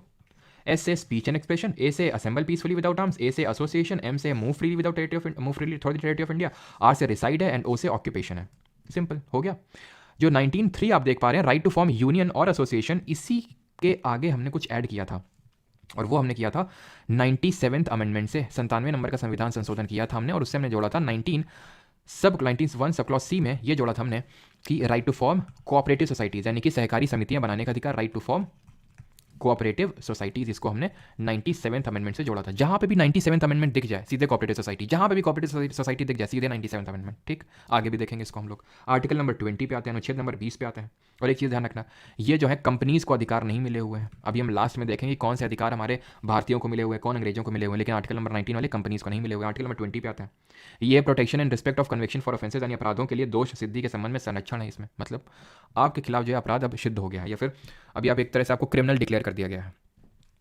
क्रिमिनल्स को भी राइट दिए गए, देख रहे हैं हमारे कॉन्स्टिट्यूशन को, कि अगर आपको के खिलाफ कोई केस, मान लो कि आपको एक तरह से गिल्टी प्रूफ किया, गिल्टी है आप किसी के चीज़ के लिए, तो उसके बाद आपके क्या क्या राइट्स हैं, तो ये है protection and respect for conviction for offences. इसमें टोटल 3 तरह के राइट्स हैं। वो 3 राइट्स क्या हैं? No ex post facto law, no ex post facto law, दूसरा है, ये तो पहला हो गया, ठीक है, दूसरा है नो डबल जियोपार्डी, अभी मतलब भी मैं इनका बताऊंगा आपको, no double jeopardy, and no self incrimination, no self incrimination. अभी मतलब इनका समझ लो।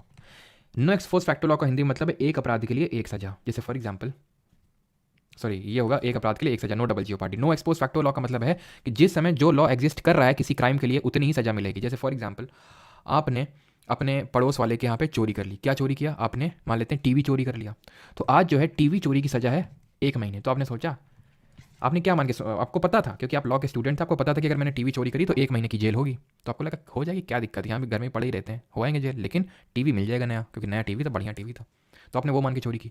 लेकिन जैसे आपने चोरी करी, अगले दिन जो है, फिर 2-3 दिन बाद कानून बना दिया, पार्लियामेंट में एक लॉ पास हो गया, वो सब छोड़ो, जैसे फॉर चलो ठीक है, अब इसका एग्जांपल देता हूँ, फिर एक और एग्जांपल देता हूँ, ठीक है, कि 2-3 दिन में लॉ ये बना दिया हमारी पार्लियामेंट ने कि आपसे जो टीवी चोरी करेगा उसको 1 महीने की सजा नहीं होगी, उसको सीधे फांसी पे लटका देंगे हम। तो ये तो आपके साथ जाती हो गई। तो ये हमारा कॉन्स्टिट्यूशन इस चीज़ को प्रिजर्व करता है कि भाई जिस टाइम आपने क्राइम किया था उस टाइम जो लॉ था उसी की सजा मिलेगी। जैसे कि अभी आपको पता है ना, आईपीसी इन सबको रिप्लेस करके 10 साल की जेल और 7 लाख का जुर्माना कर दिया गया हिट एंड रन के केस में, लेकिन पहले नहीं था, ठीक है। तो मान लो कि किसी ने आज से मान लेते हैं 15 दिन या फिर 20 दिन पहले 20 दिन पहले हिट एंड रन किया था और उसके खिलाफ अभी ट्रायल चल रहा है, आज जाके वो ट्रायल जो है उसके मतलब वो गिल्टी प्रूव हो जाता है कि हाँ इसने किया था ये चीज़, तो उसको ये वाली सजा नहीं होगी ना, पहले वाली होगी जब उसने ये क्राइम किया था, तो उस समय वो लॉ क्या कह रहा था। आई होप आप समझ गए होंगे। नो डबल जियोपार्डी का मतलब है एक अपराध के लिए एक सजा, और इसको हम बोल सकते हैं हिंदी में वर्तमान कानून के तहत सजा, ठीक है। यानी कि आपने टीवी चोरी करी, ठीक है, तो आपको सज़ा मिल गई। फिर से पुलिस नहीं आ सकती है आपको कि तुमने टीवी क्यों चोरी करी थी। हम ठीक है, तुम 1 महीने की सज़ा तो काट आए थे, लेकिन अब अभी हमारा दिल नहीं भर रहा, तुमको फिर से पिटाई करनी, आ तो जाओ जरा इधर पे, तो फिर से तुमको फिर से उठा लें। तो ऐसा नहीं है, एक क्राइम के लिए एक बार सज़ा। तुमको अगर जेल जाने का मन है तो फिर से टीवी चोरी करो, ठीक है, लेकिन एक क्राइम के लिए सिर्फ एक बार सज़ा। ये मत इसको समझ लेना कि भाई वो उसने एक क्राइम किया टीवी चोरी करना, तो जीवन भर वो टीवी चोरी कर सकता है, उसके लिए कोई क्राइम ना। उसको एक क्राइम के लिए एक सजा, तो दोबारा टीवी चोरी करेगा तब उसको वो होगा, ठीक है। नो सेल्फ इंक्रिमिनेशन का मतलब क्या है? इसका मतलब है स्वयं के विरुद्ध न्यायालय में गवाही देने के लिए बाध्य नहीं किया जा सकता है। फॉर एग्जाम्पल मान लेते हैं ये है हमारे कौन, मिस्टर एक्स, ये है हमारी कौन, मिस वाई, ठीक है, ये हमारी मिस वाई, बताने की तो ज़रूरत नहीं है ना, ठीक है। तो मिस्टर एक्स मिसेस वाई, तो अब ये लोग ये डिसाइड करते हैं कि चलो भाग चलते हैं, ठीक है, क्योंकि अब ये जो दुनिया है हमें साथ जीने नहीं देगी, ठीक है। तो उन्होंने साथ जीने और साथ मरने की कसमें खाई थी, तो इसलिए भाग निकलते हैं। अब ये जो मैडम के घर वाले थे ये काफ़ी पावरफुल आदमी थे, वैसे समझ लो कि मतलब अतीक अहमद टाइप है ना।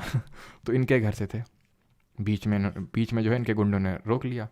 मैडम को तो ले गए घर, इनको कहीं और ले गए, कहाँ पे, पुलिस थाने ले गए इनको, जो कि यूजुअली होता है, रियल स्टोरी बता रहा हूँ मैं। ऐसे ही होता है, ठीक है। तो पुलिस थाने ले गए, पुलिस थाने के बाहर एक लगा था पेड़, ठीक है, पेड़ में तो पहले इनको बांधा गया और फिर जम के इनकी सुताई करी गई, फिर इनको अंदर ले जाया गया, फिर इनसे बोला गया, सुताई करते करते इनसे पूछा गया कि कल जो है पुलिस में तुम ये गवाही दोगे कि तुम इसको किडनैप करके ले जा रहे थे, बताओ बोलो कि नहीं। तो बेचारा इतना उसकी पिटाई हो रही थी कि उसने एक्सेप्ट कर लिया, ठीक है हम कल जो है ये गवाही दे देंगे। लेकिन जब इसको कोर्ट में पेश किया जाएगा तो court will not accept it, court will put the onus on the police to prove that he is guilty. यानी कि आपको आपके खिलाफ गवाह नहीं बनाया जा सकता। आप खुद कोर्ट में अगर आप ये बोलोगे ना कि हमने क्राइम किया तो भी नहीं माना जाएगा। एक केस है आई थिंक 2017 ऐसा कुछ का टाइम का, एग्जैक्ट तो ईयर नहीं मुझे पता, जब गुरुग्राम में एक आर्यन इंटरनेशनल ऐसे करके कोई है ना स्कूल है, तो वहाँ पे एक छोटे से बच्चे की स्कूल में हत्या कर दी जाती है और ओनस उसके लिए गिल्टी प्रूव कर दिया जाता है बस ड्राइवर को, किसने पहले शोषण किया, उस यौन शोषण किया और उसके बाद उस बच्चे को उसकी हत्या कर दी, समझ रहे हैं।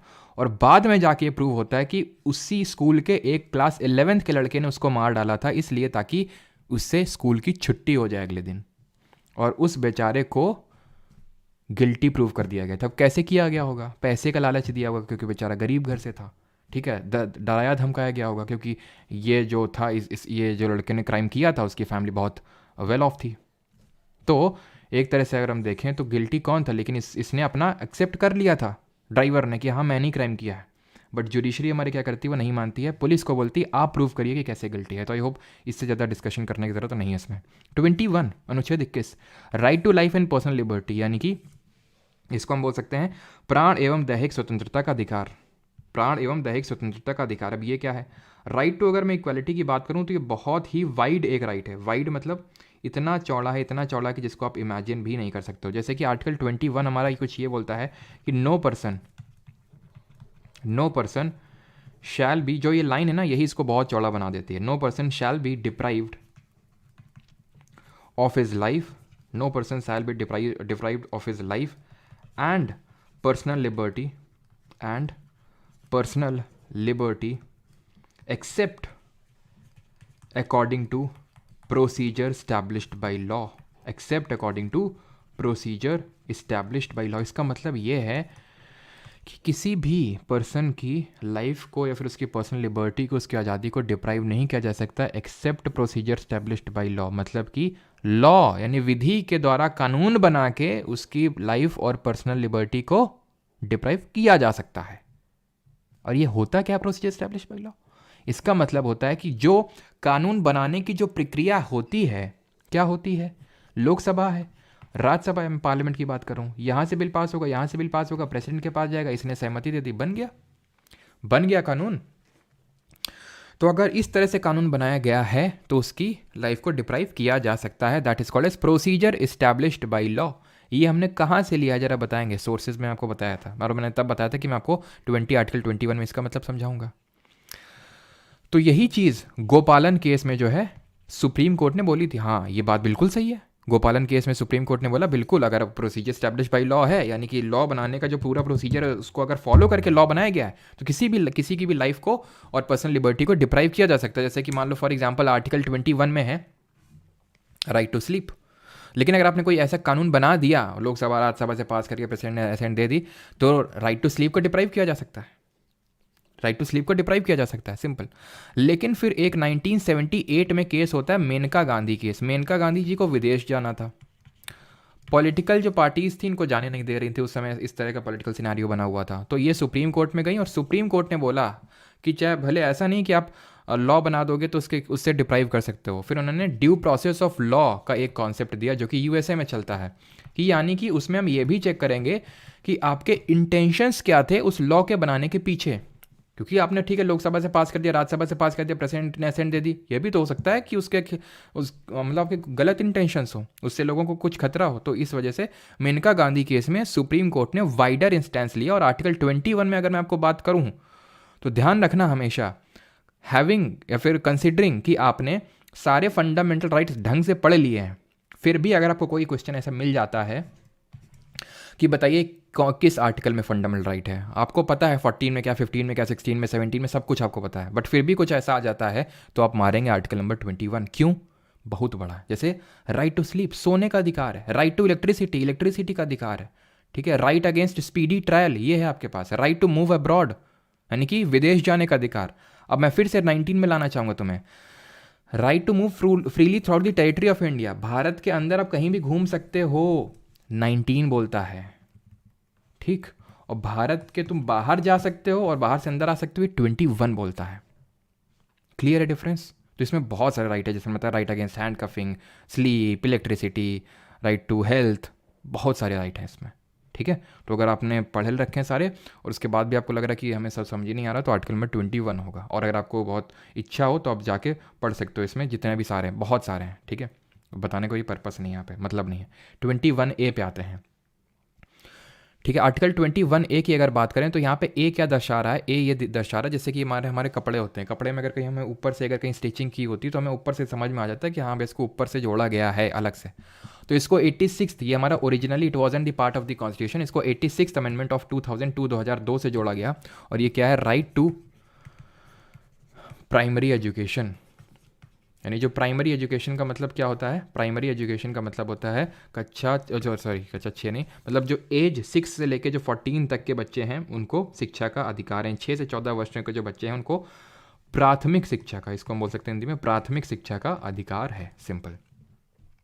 पहले एक डीपीएसपी हुआ करता था, लेकिन उसको भी हम डिस्कस नहीं करेंगे, फंडामेंटल ड्यूटी और डीपीएसपी पढ़ेंगे ना, फिर से 86 अमेंडमेंट आएगा। अभी के लिए राइट टू प्राइमरी एजुकेशन है, 86 अमेंडमेंट 2002 में ऐड किया गया था, 6 से 14 साल तक के बच्चों को शिक्षा का अधिकार है। आर्टिकल 22 अनुच्छेद 22 बोलता है protection against arrest and detention, यानी कि कुछ दशाओं में गिरफ्तारी और निरोध से संरक्षण, इसको हिंदी में बोलते हैं।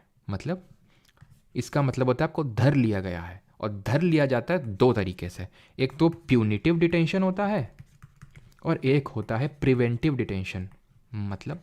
मतलब ये है कि ये वो डिटेंशन है, ये वो धरा गया है आपको जब आपने क्राइम कर दिया है, आपने क्राइम कर दिया, आपको धर लिया गया। ये क्या है, क्राइम किया नहीं है, करने की आशंका है, इसलिए धर लिया गया। जैसे फॉर एग्जांपल अगर शक हो रहा है गवर्नमेंट को कि ये बंदा जो है कुछ हरकत कर सकता है, जैसे कि हमारी गवर्नमेंट ने आर्टिकल 370 जब रिपील किया था तो यहाँ पे बहुतों को हाउस अरेस्ट करवा दिया था कि घर में ही रहोगे, तुम्हारा सब, किसी से बात नहीं कर पाओगे, बाहर नहीं निकलोगे, ये सारी चीज़ें कर दी थी, किया था ना हाउस अरेस्ट। क्यों? क्योंकि गवर्नमेंट को ये शक था कि ये लोग जो है दंगे भड़का सकते हैं, तो इसलिए उस शक में इनको प्रिवेंटिव डिटेंट किया गया था, डिटेंशन था, धर लिया गया था। किस लिए? क्योंकि ऐसा शक है, किया नहीं है। अब इसमें क्या क्या वो मिले हुए हैं, तो इसमें ये मिले हुए हैं, जैसे कि एक है हमारे कि हिरासत में लेने का कारण बताना होगा, यानी कि राइट टू बी इन्फॉर्म्ड एक तरह से, ठीक है। जैसे कि अगर हम बात करें आर्टिकल 21 अभी मैं बता रहा था ना, इसमें राइट टू इन्फॉर्मेशन भी, जो RTI आप लगाते हो ना और आपको जवाब मिलता है, वो आपका अधिकार है अनुच्छेद 21 के तहत, ठीक है। तो राइट टू बी इन्फॉर्म्ड, ये राइट टू इन्फॉर्म्ड है कि आपको क्यों अरेस्ट किया है, आपको ग्राउंड्स बताने पड़ेंगे कि किस लिए अरेस्ट किया गया आपको, वो आप पूछ सकते हो, ठीक है। लेकिन बहुत ज़्यादा भी मत पूछना बार बार अगर मान लो एक बार बताने में अगर तुमने कोई क्राइम किया हो, ठीक है, और एक बार बताने में अगर वो ना बोले तो फिर दोबारा मत पूछना हो सकता है वो रात भर ढंग से सोए ना हो पुलिस वाले, और फिर है ना। तो राइट टू बी इन्फॉर्म्ड है। फिर ये है कि 24 घंटे के अंदर आपको दंडाधिकारी के समक्ष पेश करना होगा, यानी कि right to be presented within 24 hours before a magistrate, within 24 hours आपको एक मजिस्ट्रेट के सामने प्रेजेंट करना पड़ेगा। लेकिन इसमें हम ट्रैवल टाइम काउंट नहीं करते हैं। और थर्ड है आपका कि मनपसंद वकील से सलाह लेने का अधिकार, यानी कि राइट टू रिप्रेजेंट है आपके पास यहाँ पे। जैसे कि जब अजमल कसाब, हम जानते हैं ना, जो मुंबई अटैक्स के लिए दोषी था, तो उसको भी हमने एक वकील दिया था, क्योंकि हमारे यहाँ फंडामेंटल राइट है ये, चाहे कोई क्रिमिनल भी हो उसको भी रिप्रेजेंटेशन का राइट है। तो ये 22 बोलता है। अब किसी को कोई डाउट होगा तो पूछ लेगा, बिकॉज यहाँ से हमारे राइट टू फ्रीडम भी खत्म हो चुके हैं। अब हमारे आर्टिकल 23 और अब जितने भी राइट हैं वो बहुत जल्दी से हो जाएंगे। इसी में मेनली टाइम लगा था 22 तक में, अब उतना टाइम नहीं लगेगा, ठीक है। तो आर्टिकल 23 और 24 क्या बोलते हैं कलेक्टिवली? राइट अगेंस्ट एक्सप्लॉयटेशन, यानी कि शोषण के विरुद्ध अधिकार, राइट अगेंस्ट एक्सप्लॉयटेशन, शोषण के विरुद्ध अधिकार। किसी का कोई डाउट तो नहीं? एक बार मैं चेक कर लेता हूँ।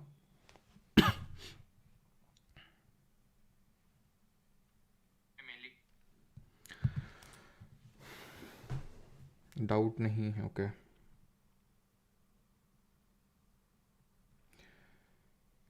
गांजा का बिजनेस भी तो बिजनेस है सर, प्रोहिबिटेड क्यों है? हैं? गांजा का बिजनेस करोगे तो प्रोहिबिट तो किए जाओगे हैं। गांजा जब गवर्नमेंट ने बैन कर रखा है, और गवर्नमेंट की मोनोपोली भी हो सकती है किसी बिजनेस में, जैसे गवर्नमेंट ने बोल दिया कि सिर्फ ट्रेन रेल सर्विस हम ही देंगे, तो ऐसा नहीं कि तुम्हारे पास बहुत पैसा आ गया तो रेल हम भी निकाल लेंगे। गवर्नमेंट की मोनोपोली भी हो सकती है किसी में, ठीक है। और गवर्नमेंट वो जस्टिफाई करे उसका, वो ज़रूरी नहीं गवर्नमेंट को, ठीक है। मनपसंद शादी किस में? आदित्य शाक्य। मनपसंद शादी जो है आर्टिकल 21 ही तुम्हें दिला सकता है। यूथनेशिया आप 21 में ही रख सकते हो, ठीक है, आपकी मतलब डेथ वाला जो आप पूछ रहे हो, है ना। मैंडमस क्या? अभी मैंडमस देखेंगे।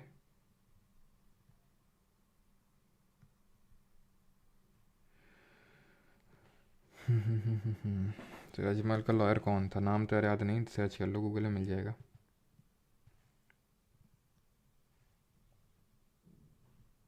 क्या बता रहा है 19 में?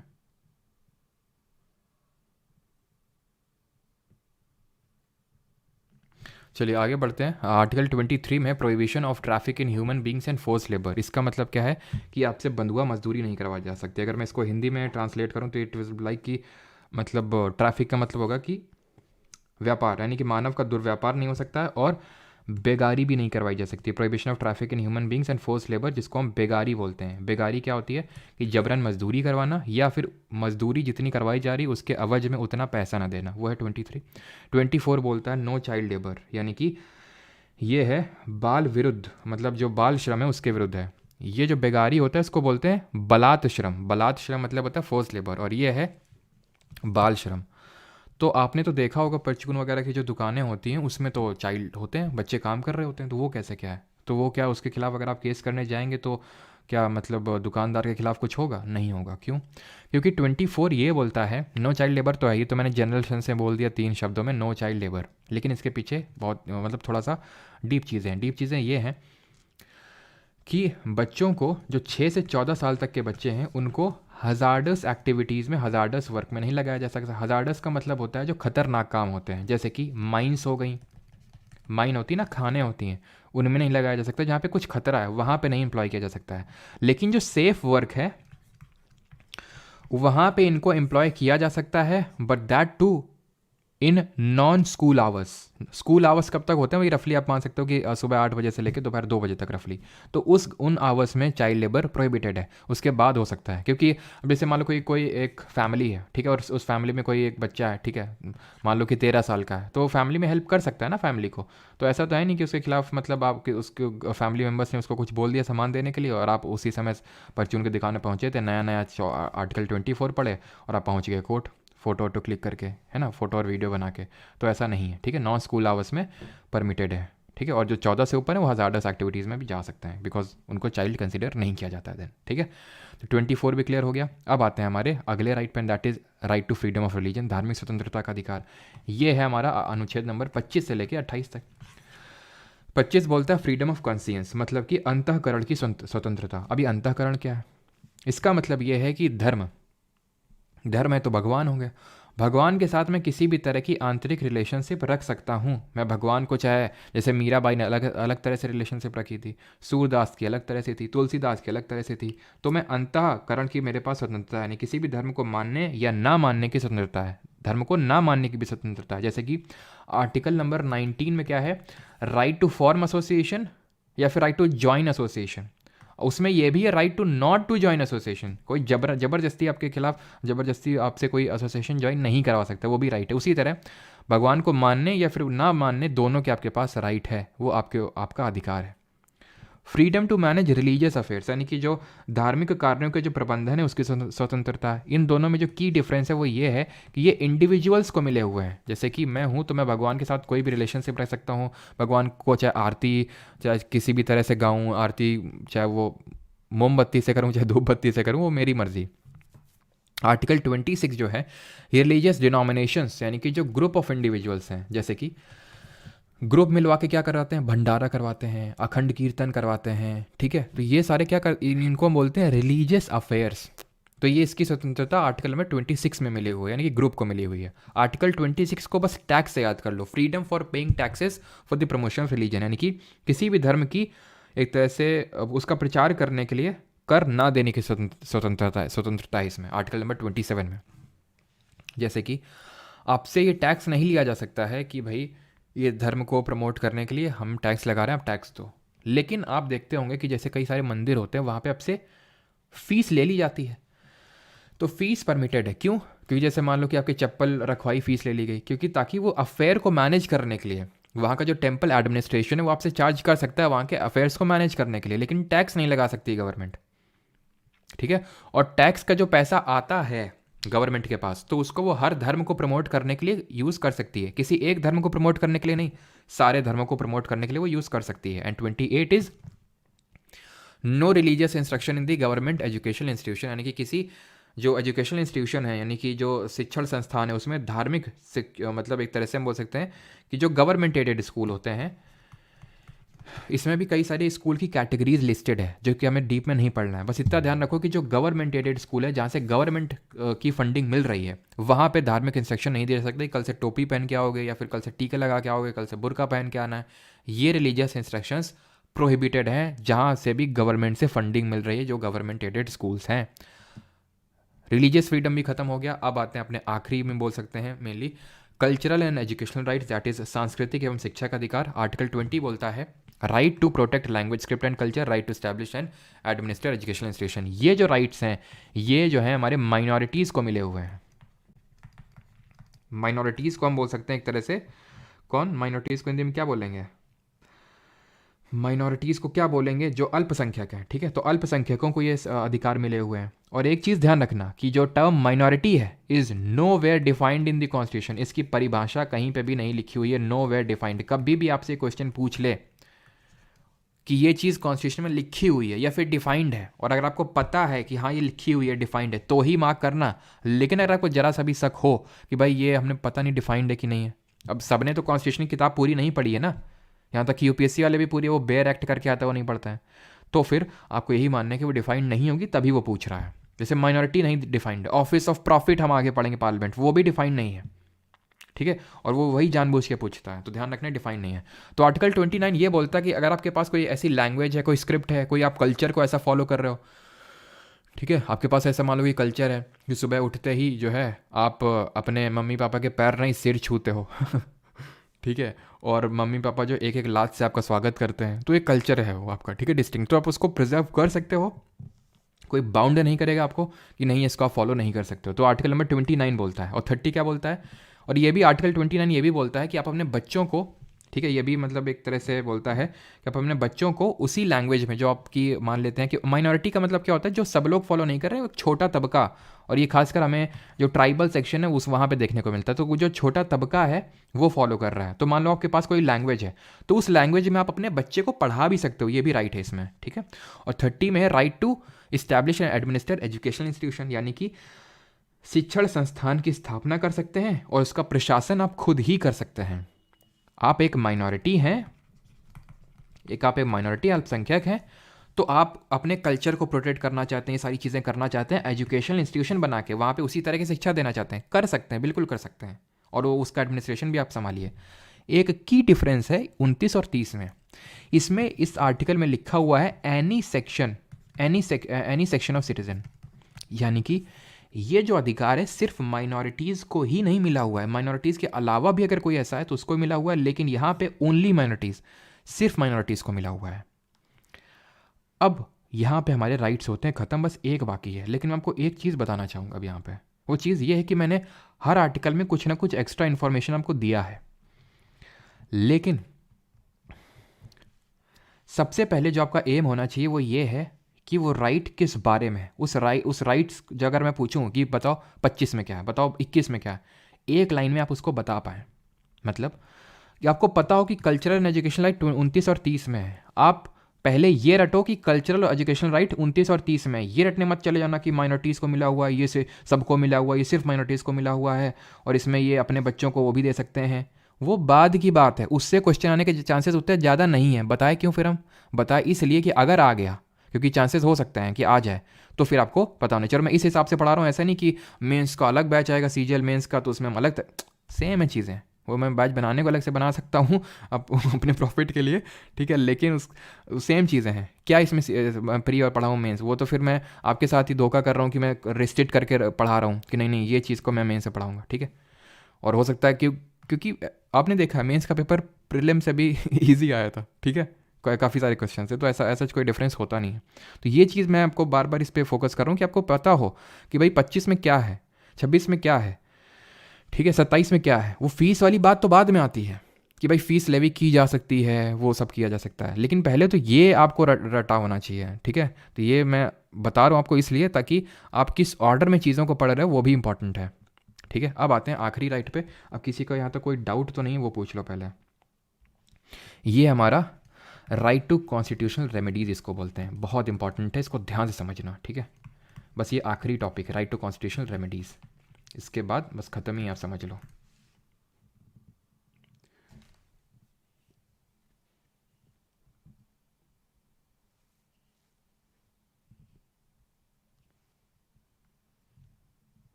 चलो तो अभी एक काम कर लो, ठीक है, डीप ब्रीथ कर लो और थोड़ा सा अपनी आँखों को जो है ब्लिंक कर लेंगे सभी लोग, क्योंकि मैंने आपको पहले ही बताया था, आप देख सकते हैं, ये आपका एक बहुत बड़ा प्रिविलेज है। अब इसको फॉर ग्रांटेड मत लीजिएगा, है ना।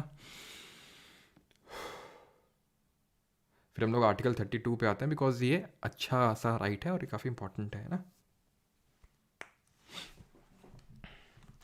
हाँ हाँ, सोल ऑफ कॉन्स्टिट्यूशन अभी देखेंगे, रुक जाओ।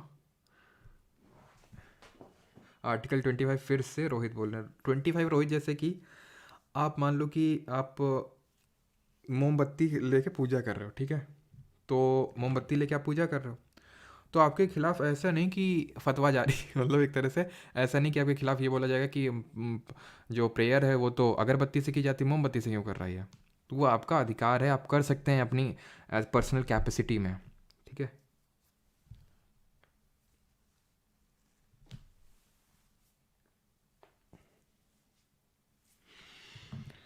चलिए, आर्टिकल कैसे याद होगा, अभी याद करवाएंगे, टिरिक है हमारे पास, तुम चिंता क्या करते हो, टिरिक लेके आए तुम्हारे लिए हम आर्टिकल 32 पे आते हैं। आर्टिकल 32 है क्या? फंडामेंटल राइट है, और क्या है, लेकिन ये इंपॉर्टेंट इतना क्यों है क्योंकि इसको heart and soul of Indian constitution बोल दिया था अम्बेडकर जी ने। ये संविधान का हृदय व आत्मा है, heart and soul of constitution. क्यों बोल दिया था? क्योंकि ये इतना इंपॉर्टेंट है कि अगर ये नहीं होगा तो फंडामेंटल राइट देने का कोई ऑब्जेक्टिव ही नहीं है। इट इज़ लाइक सेइंग कि मैं आपको मतलब आपको मर्सिडीज़ दे रहा हूँ कि लो बेटा मर्सिडीज़, लेकिन चला नहीं सकते हो इसको, ना बैठ सकते हो, बस देख सकते हो। ये तो मैंने आपका काट दिया सिंपल सा। तो वैसे ही है कि आपको फंडामेंटल राइट्स मिले हुए हैं, लेकिन अगर उनको कोई प्रिजर्व ही नहीं करेगा, ठीक है, तो फिर मतलब क्या उनको देने का। तो आर्टिकल नंबर 32 उनको प्रिजर्व करता है। कैसे प्रिजर्व करता है? ये सुप्रीम कोर्ट को यहाँ पे आर्टिकल 32 के तहत ये राइट दिया गया है, अधिकार दिया गया है कि कोई भी आपके पास तुरंत आ सकता है और आप रिट्स इशू करके उसके राइट को प्रिजर्व कर सकते हो। आप उसको रिट इशू करके उसके राइट्स को प्रिजर्व कर सकते हो। लेकिन ये रिट इशू करने का पावर एक और कोर्ट के पास है, और वो है हाई कोर्ट। इंडिया में सिर्फ दो ही तरह की कोर्ट है, सुप्रीम कोर्ट और हाई कोर्ट। डिस्ट्रिक्ट कोर्ट के पास नहीं है रिट इशू करने का पावर, लेकिन इसको हम फंडामेंटल राइट कंसिडर नहीं करते हैं। क्यों? क्योंकि ये जो पावर है हाई कोर्ट को अनुच्छेद 226 के तहत मिला हुआ है। It is in the part 6 of the constitution, not in the part 3 of the constitution. It is why that's why it is not a fundamental right. And secondly, high court writ issue करने से मना कर सकता है। आप जाओगे, writ issue कर दो भैया, हमारा राइट इन्फ्रिंज हुआ है, निकल लो बेटा। सुप्रीम कोर्ट ये कभी नहीं बोल सकता निकल लो बेटा, वो बोलेगा आओ भाई को समोसा और कुछ तूफ़ानी पिलाओ, ठीक है। तो सुप्रीम कोर्ट को मतलब इतना भी आसान नहीं होता एक्चुअली, वो होता ही है ना कि ये ओरिजिनल है, ओरिजिनल जुरिसडिक्शन। ओरिजिनल जुरिसडिक्शन का मतलब ये होता है कि आप डायरेक्टली जा सकते हो सुप्रीम कोर्ट में अगर आपके फंडामेंटल राइट्स का इन्फ्रिंज हुआ है।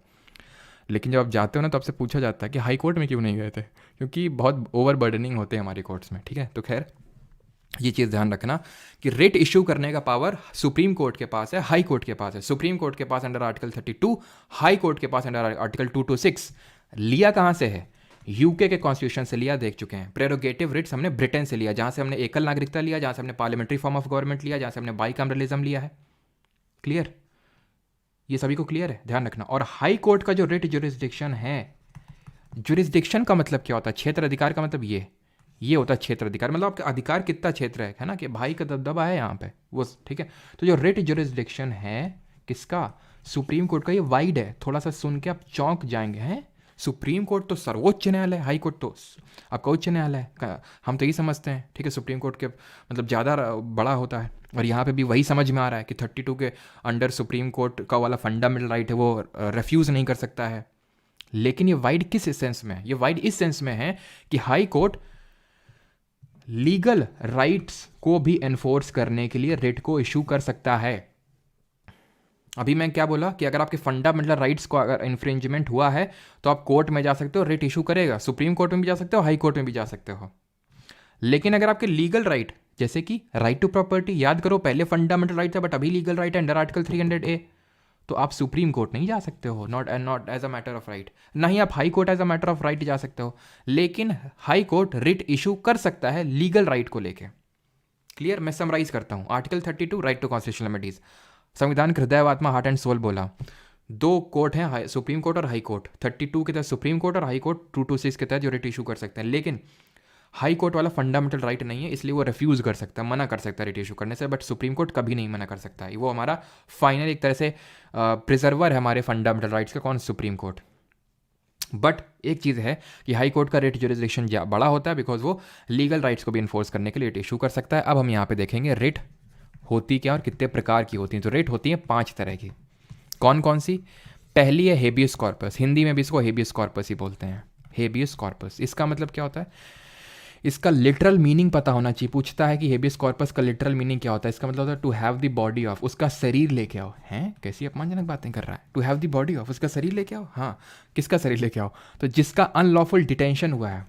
अनलॉफुल यानी कि कानून के हिसाब से जिसको धरा नहीं गया है। जैसे कि फॉर एग्जाम्पल आप आए मेरे पास, क्या कह के कि सर कोर्स दे दीजिए सर फ्री में, जो पहली सैलरी होगी वो हम आपको ही देंगे। मतलब बहुत स्टूडेंट बोलते हैं, आज तक तो खैर किसी ने दिया नहीं है, बहुत सारे ऐसे स्टूडेंट बोलते हैं सर कोर्स फ्री कर दो, पहली सैलरी जो है आपको दे देंगे। और आई थिंक ये सारे टीचर्स के साथ हुआ होगा, है ना। तो मान लो कि आप आए मेरे पास, सर कोर्स फ्री कर दो, मैं वो कर दूँगा, मतलब पहली सैलरी आपको दूंगा। मैंने कर दिया, आपका सिलेक्शन हो गया।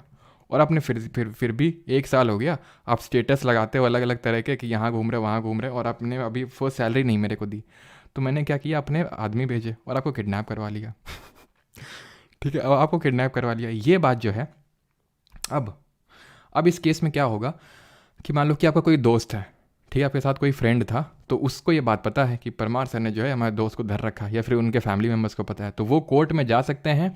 कोर्ट पुलिस को बोलेगी कि उसका शरीर यहाँ पे लेके आओ, यानी कि उसको यहाँ पे प्रेजेंट करो, ये आपकी रिस्पॉन्सिबिलिटी है। तो यहाँ जहाँ पे अनलॉफुल तरीके से किसी को डिटेंट किया जाता है, डिटेंशन होता है, वहाँ पे इसको इशू किया जाता है, हेबियस कॉर्पस को। मतलब तो मैंने बता दिया, वो तो मतलब कि ठीक है सुनने की बात है, लेकिन ये रटने की बात है, to have the body of. दूसरा है मैंडमस। मैंडमस का मतलब क्या है? मैंडमस का मतलब लिटरल मीनिंग होता है वी कमांड, हम आपको आदेश दे रहे हैं। क्यों आदेश दिया जा रहा है? क्योंकि एक मैंडेटरी काम है। मैंडेमस मैंडेटरी काम है जो कोई नहीं कर रहा है, मैंडेटरी काम है जो नहीं कर रहा है। जैसे अच्छा मुझे ये बताओ, मॉडर्न हिस्ट्री का कौन सा एक्ट है जिसने हेबियस कॉर्पस को एक तरह से इन्फ्रिंज कर लिया था, ले लिया था, छीन लिया था? एक एक्ट का नाम बताओ। तो मैंडेमस नाम में ये मैंडेटरी, तो जो एक मैंडेटरी काम है जो एक पब्लिक ऑफिशियल को करना चाहिए वो नहीं कर रहा है, देन उस केस में उसके खिलाफ मैंडेमस रिट इशू की जा सकती है। जैसे कि मान लो कि आप EWS का सर्टिफिकेट बनाने गए मैडम लेखपाल के पास, बट मैडम लेखपाल जो है घूस के बिना कुछ काम करती नहीं है, तो उन्होंने मना कर दिया कि ऐसे तो हम करेंगे नहीं, देन उनके खिलाफ मैंडेमस इशू की जा सकती है। ठीक है, बिकॉज मैंडेटरी काम नहीं कर रही हैं।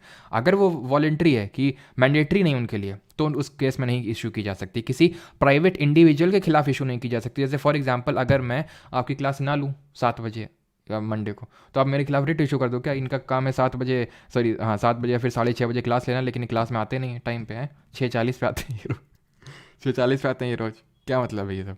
तो इनका तो मैंडेटरी काम है 6:30, तो नहीं, प्राइवेट इंडिविजुअलों में। ठीक है, और हेबियस कॉर्पस को इन्फ्रेंच किया गया था जो रेवोल्यूशनरीज एंड क्राइम्स एक्ट आया था 1919 का, जिसको हम रॉलेट एक्ट के नाम से जानते हैं 1919 का।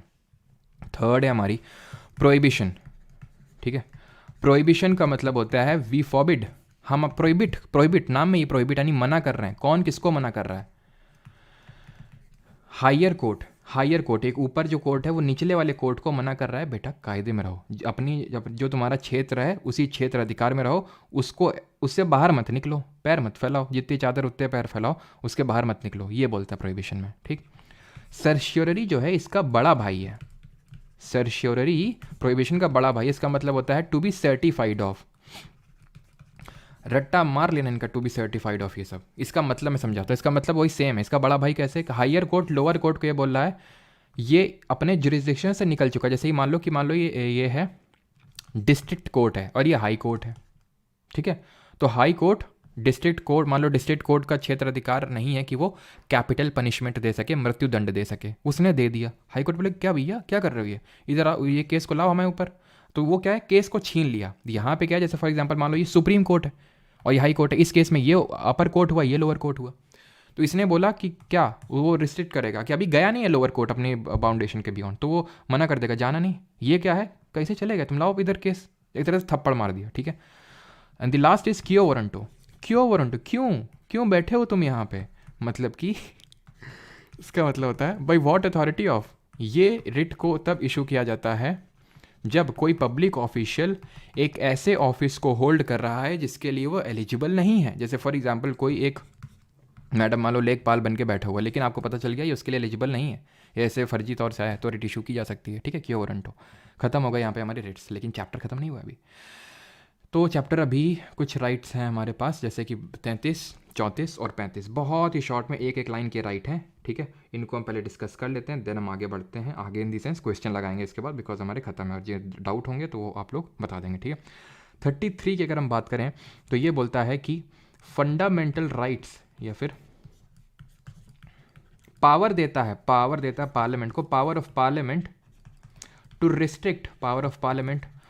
Restrict fundamental rights to the persons of armed forces, person of armed forces, यानी कि जो लोग सशस्त्र बलों में जो हमारे फोर्स के लोग हैं उनको लिमिट किए जा सकते हैं। जैसे कि फॉर एग्जांपल उनको ये बोला जा सकता है, जैसे मेरे फादर CAPF में थे, ठीक है, तो उनको ये अलाउड नहीं था कि आप मतलब कि वर्दी में, यूनिफॉर्म में आप इस तरह से DP लगा लो, इस तरह से। ठीक है, तो क्या है, तो वहाँ पे आर्टिकल नंबर 19 का हवाला नहीं दिया जा सकता आर्म्ड फोर्सेस के पर्सनल्स के द्वारा, कि हमें तो right to freedom of speech and expression है। ठीक है, क्योंकि अगर जनरल पब्लिक को रोका जाएगा तो वो बिल्कुल आर्टिकल 19 का हवाला देंगे, but these are not general public. Arm forces के जो लोग हैं, चाहे वो मिलिट्री में हो यानी डिफेंस में हो, आर्मी नेवी एयरफोर्स, या फिर CAPF में हो, that is CRPF CISF ITBP SSB BSF, इन सब में ये हो, मतलब सब कोई जो वहाँ पे कुक वगैरह भी हैं उन तक को रिस्ट्रिक्ट करने का पावर इनके पास होता है। अब जैसे उनको बोला गया, जैसे फॉर एग्जाम्पल,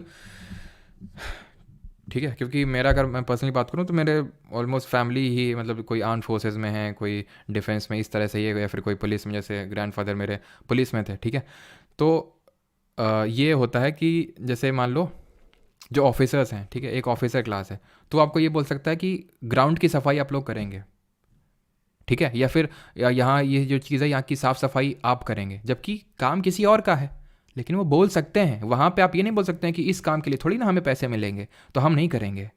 यहाँ पे आप आर्टिकल 23 का हवाला नहीं दे सकते, बगारी का हवाला नहीं दे सकते, बलात्श्रम का हवाला नहीं दे सकते हैं। तो ये रिस्ट्रिक्ट करने का पावर पार्लियामेंट के पास है, आर्म फोर्सेस। तो 33 को आर्म फोर्सेस से याद रखना, ठीक है। 34 पे आते हैं। आर्टिकल 34 की अगर बात करें तो ये बोलता है कि कहीं पे भी अगर मार्शल लॉ लगा होगा, ठीक है, कहीं पे भी मार्शल लॉ लगा होगा, यानी कि एक तरह से मिलिट्री रूल होगा, हम बोल सकते हैं। मार्शल लॉ मैंने बताया था मिलिट्री रूल होगा, तो वहाँ पे फंडामेंटल राइट्स को सस्पेंड किया जा सकता है।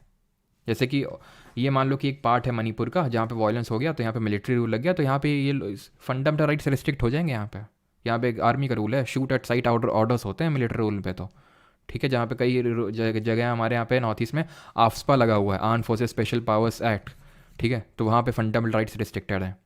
तो ध्यान रखना, बस 34 मार्शल लॉ से रिलेटेड है। अच्छा, नेशनल इमरजेंसी भी होता है, लेकिन वो हम नेशनल इमरजेंसी वाले टॉपिक में डील करेंगे ना। मार्शल लॉ छोटी चीज़ होती है, मार्शल लॉ एक जगह पे लगती है, छोटी जगह पे। नेशनल का मतलब है वो नेशनल इमरजेंसी है तो पूरे राष्ट्र में लगी होगी, या फिर बहुत बड़े पार्ट ऑफ कंट्री में लगी होगी। And the last right is, because हमने पढ़ा था हमारे फंडामेंटल राइट्स आर्टिकल नंबर 12 से लेकर 35 तक है, राइट। तो 35th जो हमारा राइट है, यानी आर्टिकल नंबर 35, ये बोलता है कि फंडामेंटल राइट्स को लेके लॉ बनाने का पावर सिर्फ पार्लियामेंट का है। यानी कि एक तरह से हम बोल सकते हैं मौलिक अधिकार के उल्लंघन की स्थिति में दंड निर्धारित करना और कानून बनाना, ये सब संसद के पास शक्ति है। स्टेट जो लेजिस्लेचर है, राज्य का विधानमंडल है, वो उसके पास ये पावर शक्ति नहीं है, ठीक है। तो मौलिक अधिकारों से कुछ भी संबंधित कुछ करना है तो पार्लियामेंट ही कर सकती है, आर्टिकल नंबर 35 बोलता है। अब मैं आपको बता देता हूँ राइट्स, वो मौलिक अधिकार, rights provided only to citizens, provided only to Indian citizen, यानी वो अधिकार, वो मौलिक अधिकार सिर्फ जो भारतीय नागरिकों को ही प्राप्त हैं।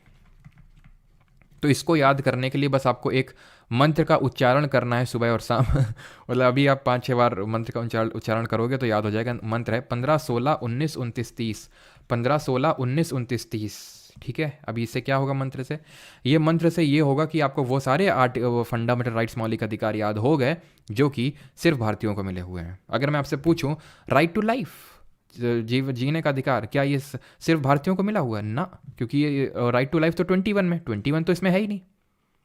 बाकी जितने भी हैं 14, ठीक है, 17, 18, 20, 21, 22, वो सबको मिले हुए हैं। इंडियंस को तो सारे राइट्स ही मिले हुए हैं। ये छोड़ के जो बाकी हैं वो फॉरेनर्स को भी मिले हुए हैं, ये फॉरेनर्स को नहीं मिले हुए हैं, ठीक है। तो अगर मैं बोलूँ कि बताओ कि जो कल्चरल और एजुकेशनल राइट हैं वो फॉरेनर्स को मिले हुए हैं कि नहीं मिले हुए हैं? आंसर इज नो, नहीं मिले हुए हैं, क्योंकि ये सिर्फ सिटीजन्स को मिले हुए हैं। तो 15, 16, 19, 29, 30, 15, क्योंकि आपको पता है 15 में क्या है, डिस्क्रिमिनेशन नहीं किया जा सकता है। 16 में क्या है, पब्लिक एम्प्लॉयमेंट के केस में डिस्क्रिमिनेशन नहीं किया जा सकता है। तो आपको पता है कि 15 में क्या, 16 में क्या, 19 में क्या, 29 में क्या, 30 में क्या, या फिर किसी भी आर्टिकल में क्या, कौन सा फंडामेंटल राइट है। तो बस 15, 16, 19, 29, 30, 15, 16, 19, 29, 30 याद रखो बार बार। तो इससे क्या होगा कि आपको ये वो याद हो जाएंगे, आपको अलग से याद नहीं करना पड़ेगा कि भाई ये है कि नहीं, वो है कि नहीं। बस 15, 16, 19, 29, 30, बात खत्म, इसके आगे कोई बात ही नहीं है, ठीक है। आगे बढ़ते हैं। और वो थैंक यू, बड़ी जल्दी आ गया आज। हाँ तो चलो थैंक यू। तो फिर है, अब आपको टिरिक बता देते हैं, बिकॉज कुछ हमारे छात्रगण टिरिक की काफ़ी मांग उठाते रहते हैं कि कैसे इन मौलिक अधिकारों को याद रखें, ठीक है। तो आर्टिकल नंबर 19 वाले तो सर एंड मैम मैंने आपको बता दिए थे कि सामरो से आप याद कर सकते हैं, बाकी आप ऐसे याद कर सकते हैं। देखिए यहाँ पे जगह है क्या, यहाँ पे है जगह, ठीक है। तो यहाँ देख लेते हैं, trick to learn the fundamental rights. ओ टिरिक में काफ़ी आप लोगों का मज़ा आता होगा ना। लॉ क्रिएट्स, ऐसे करके याद कर सकते हो, law creates doubt, law creates doubt and clearly, बस law doubt creates doubt clearly. L से है, एल से क्या है, एल से कुछ नहीं, लॉ से है, ठीक है। Right to equality before the law, article 14। Create से कुछ नहीं है। डी से क्या है, आर्टिकल नंबर 15, किसकी बात करता है, डिस्क्रिमिनेशन नहीं हो सकता। ओ से क्या है, right to opportunity in, right to equal opportunity in matters of public employment, 16 हो गया। 17 यू से अनटचेबिलिटी, यानी कि छुआछूत, अस्पृश्यता का उन्मूलन। बी से क्या है, बी से कुछ नहीं है। टी से क्या है, टी से टाइटल है, ठीक है, title, abolition of titles, article number 18। Then 19 मैंने आपको बता दिया, सामरो से सारा 19 आपको याद हो गया है, ठीक है, तो वो लिखने की ज़रूरत नहीं है, ठीक है। तो सामरो से जो है सारा आर्टिकल नंबर 19 याद है आपको। सी से क्या, सामरो फिर से रिपीट करता हूँ, स्पीच एंड एक्सप्रेशन, असेंबल, ठीक है, association, movement, reside, occupation. C से है आर्टिकल 20 अनुच्छेद 20, कैसे है, protection in certain protection with respect to conviction of offences, तो सी से कन्विक्शन है, ठीक है। एल से क्या है, एल से है right to life, article 21 right to life. E से क्या है, राइट टू एजुकेशन 21 ए से क्या है 22 यानी कि protection against arrest and detention. R से क्या है 23 से आर नहीं होगा क्योंकि इससे तो आर कुछ बैठ ही नहीं रहा, इससे होगा 23 यानी कि लेबर, ठीक है, चाइल्ड लेबर। 23 और 24 से याद कर सकते हो लेबर, 23 में लेबर है, फोर्स लेबर नहीं हो सकता, 24 में क्या है चाइल्ड लेबर। बाकी की अब थोड़ा अपना बना लेना, ठीक है। 25, 26, 27 उतने इंपॉर्टेंट भी नहीं है उतने।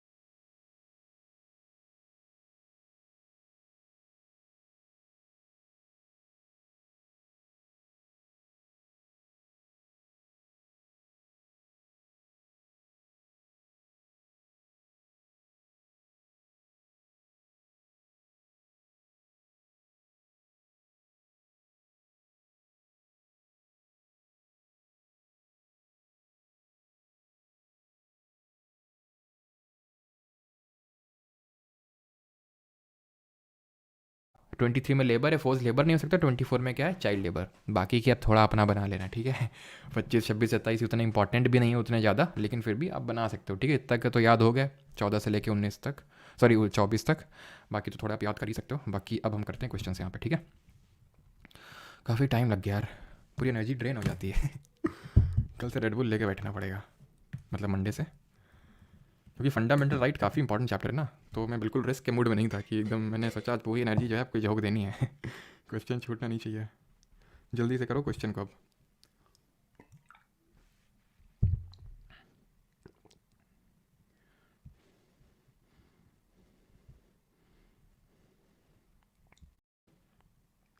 From which country mention in which part of the constitution of India, तो किस उसमें है, पार्ट नंबर 3 में है। 4 पढ़ा नहीं है, अब ये सब बाकी पढ़ा नहीं है, तो भाग नंबर 3 अनुच्छेद 12 से 35 में है। तो from which country has the concept of from the concept of martial law which restrict the fundamental rights borrowed, तो मौलिक अधिकारों को प्रतिबंधित करने वाले मार्शल लॉ की अवधारणा कहाँ से ली गई है। तो ये मौलिक मार्शल लॉ हमने किससे सीखा है, यूके वालों से सीखा है। तुरंत मार्शल लॉ लगाते थे, है ना, जैसे ही हमारे रेवोल्यूशनरीज कुछ करते थे। तो ऑप्शन नंबर सी आंसर होगा। Which part of constitution has been given the name of the most enlighten by Ambedkar ji ने मोस्ट एनलाइटन पार्ट किसको बोला है, तो ये मौलिक अधिकारों को बोला है, part number 3 of the constitution को बोला है, ठीक है, बिकॉज वही पढ़ रहे हैं अभी तो। विच article of Indian constitution describes fundamental rights, कौन से अनुच्छेद से कौन से अनुच्छेद तक है। सभी लोग सी आंसर दे रहे हैं सर, किसी की दिल चोरी होने पे भी सुप्रीम कोर्ट जाया जा सकता है। दिल चोरी पढ़ लो बेटा, CPO 2023 में। तो कौन से आर्टिकल से कौन से आर्टिकल तक है, आर्टिकल 12 से लेकर 35 तक। Which article of the constitution of India declares that laws inconsistent with part 3 before the commencement of constitution are void, क्या है, which article of the constitution of India declares that laws, okay ठीक है। मतलब कि कोई भी अगर law बनता है जो मौलिक अधिकार के विरुद्ध होता है तो उसको नल एंड वॉइड डिक्लेयर किया जा सकता है। आर्टिकल नंबर 13 बोलता है, 12 में स्टेट की डेफिनेशन है, 13 में जो भी लॉज बनाए गए हैं जो कि परमानेंट लॉज हैं, बाई लॉज हैं, ठीक है, ऑर्डिनेंसेज हैं, ये सब जो है। जल्दी जल्दी करवाओ क्वेश्चन बेटा, जल्दी जल्दी इतना भी नहीं करते हैं, ठीक है। कुछ चीज़ें जो है थोड़ा आराम आराम से की जाती हैं, जल्दी जल्दी में रिजल्ट्स मिलते नहीं हैं। How many fundamental rights were provided originally by the constitution, कितने राइट्स ओरिजिनली यानी कि जब हमारा कॉन्स्टिट्यूशन बना था तो कितने थे, 7 थे, अभी कितने हैं, 6 हैं, ठीक है। हमें पता है राइट टू इक्वलिटी 14 से 18, फ्रीडम 19 से 22, 23 से 24, 23 और 24 एक्सप्लॉयटेशन, 25 से लेकर 28 तक फ्रीडम ऑफ रिलीजन धार्मिक स्वतंत्रता, 29, 30 cultural and educational right, and 32 right to constitutional remedies. Which are the following articles of the constitution of India deals with right to equality, समानता के अधिकार से संबंधित है, तो कौन सा है, 14 से 18। ये क्या है, फ्रीडम ऑफ रिलीजन है, धार्मिक स्वतंत्रता है। 19 से 22 क्या है, right to freedom of speech and expression है। 23, 24 क्या है, शोषण के विरुद्ध अधिकार, right against exploitation. Which article of constitution of India provides equal protection of law and equality before the law, equal protection of law and equality before law, equality before law and equal protection of law. Negative concept Britain से लिया है, equal protection of law positive concept USA से लिया है, article number 14 option number D. Part 3 of constitution enlist how many groups of fundamental right, कितने right दिए हुए हैं। Which of the following article states that a state shall not discriminate against any only, क्या लिखा हुआ, against any on ground only, ठीक है। Only word ध्यान से देखिए, मैंने आपको मतलब भी समझा था इसका क्या, only of religion, race, caste, sex and place of birth. 15, ठीक है।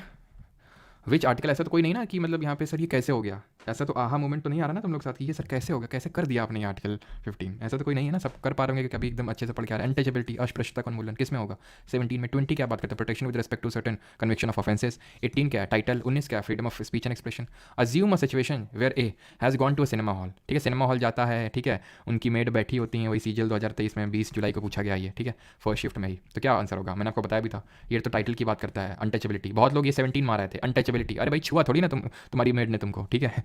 ऑप्शन नंबर सी, आर्टिकल 15, आपका बस ईगो हर्ट हुआ है।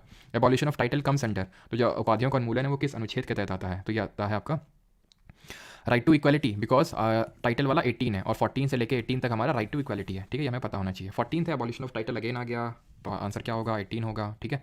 Which of the following article give the right to candidate belonging to any caste to apply for any of the public employment opportunity? अब जल्दी से बताइए पब्लिक एम्प्लॉयमेंट वाला कौन सा आर्टिकल था?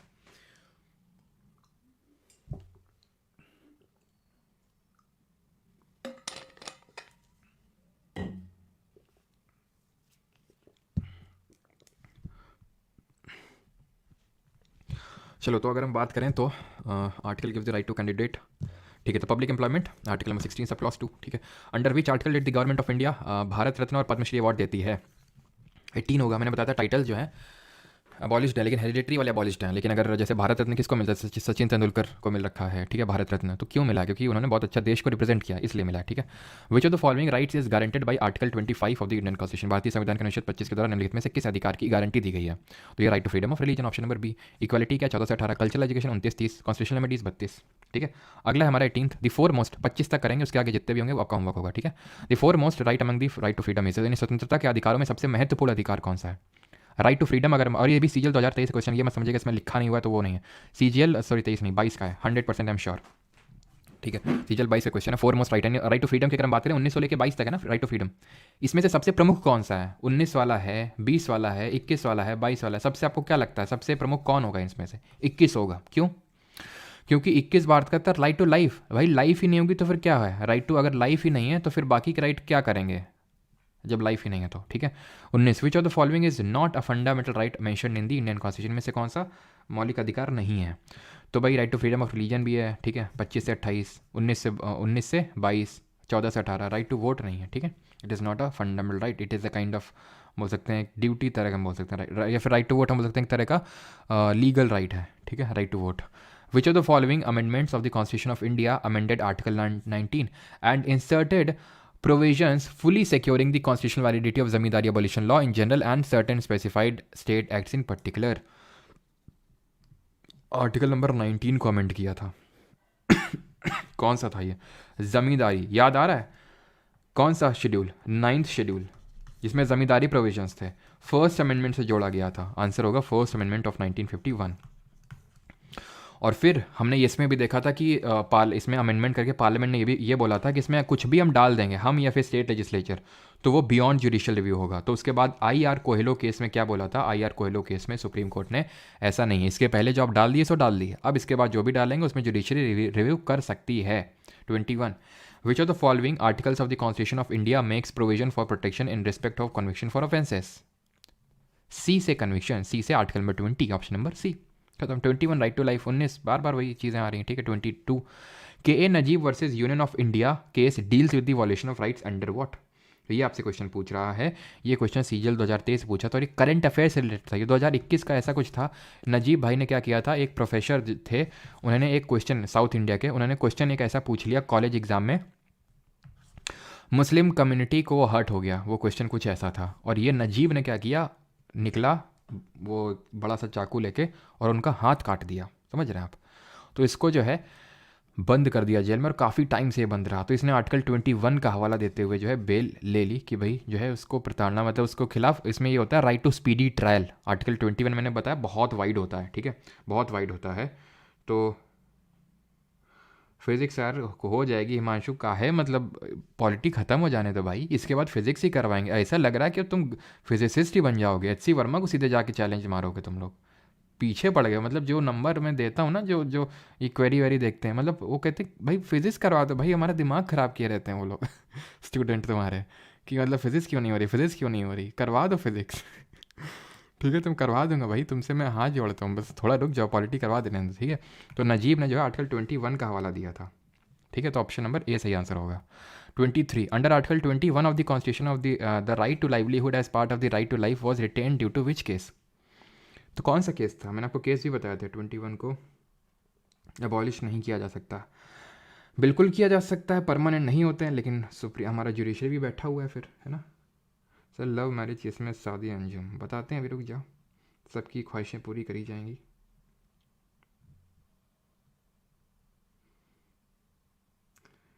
Travis beat the heat sir, I love you. अच्छा बेटा, जिस दिन तुमने वो पारी खेली थी ना फाइनल्स में, उसी दिन से तुम्हारे ऊपर चिढ़ आ गई हमको, तुम बोलो आई लोबे यू। तुम मिल जाओ ना इसे, किसी दिन तुमको सूद देंगे पकड़ के तुमको। आर्टिकल 21 शंकरी प्रसाद केस ना, ये हम पढ़ेंगे कल के लेक्चर में, ठीक है, ये नहीं। अब 21 part of written due to which case, तो इसका सही आंसर होगा आपका Maneka Gandhi versus union of India case, ठीक है। लेकिन अगर ये रिसेंट में करंट अफेयर से रिलेटेड होगा तो इसका आंसर ये भी हो सकता है ओल्गा टेलिस वाला भी, ठीक है, अगर ये करंट से रिलेटेड होके पूछा गया, बिकॉज ये रिसेंट का केस है और ये आर्टिकल 21 से रिलेटेड था, ठीक है। 24 which of the following article establishes the provision of the right to education. तो क्या होगा राइट टू एजुकेशन? ये है आपका protest against arrest and detention, ये आपका right to education option number B, ठीक है। कन्विक्शन फॉर ऑफेंसेस है 23 आपका क्या है? शोषण के विरुद्ध अधिकार, ठीक है, यानी कि फोर्स लेबर नहीं करवाया जा सकता, ह्यूमन ट्रैफिकिंग नहीं हो सकती। And the last question for the day is this, इसके बाद जो भी होंगे वो आप खुद से करेंगे। Which of the following articles protect a person from being punished more than once, एक से ज़्यादा बार, इसको क्या बोलते हैं? No double jeopardy. किसमें बताए थे? 3 चीज़ें आपको, no ex post facto law, no double jeopardy, no self incrimination, article number 20 में बताए थे आपको, ठीक है। ऑप्शन नंबर बी सही आंसर होगा यहाँ पे। और अब कितने क्वेश्चन हैं? ये हैं क्वेश्चन 25 से लेके कितने हैं, 50 तक हैं क्या? हाँ, आधे क्वेश्चन हुए अभी। तो कोई नहीं, ये सब आप कर लोगे आराम से, ठीक है। Arrested person should be presented before the court, ये कौन सा रेट बताता है, जरा बता दो जल्दी से।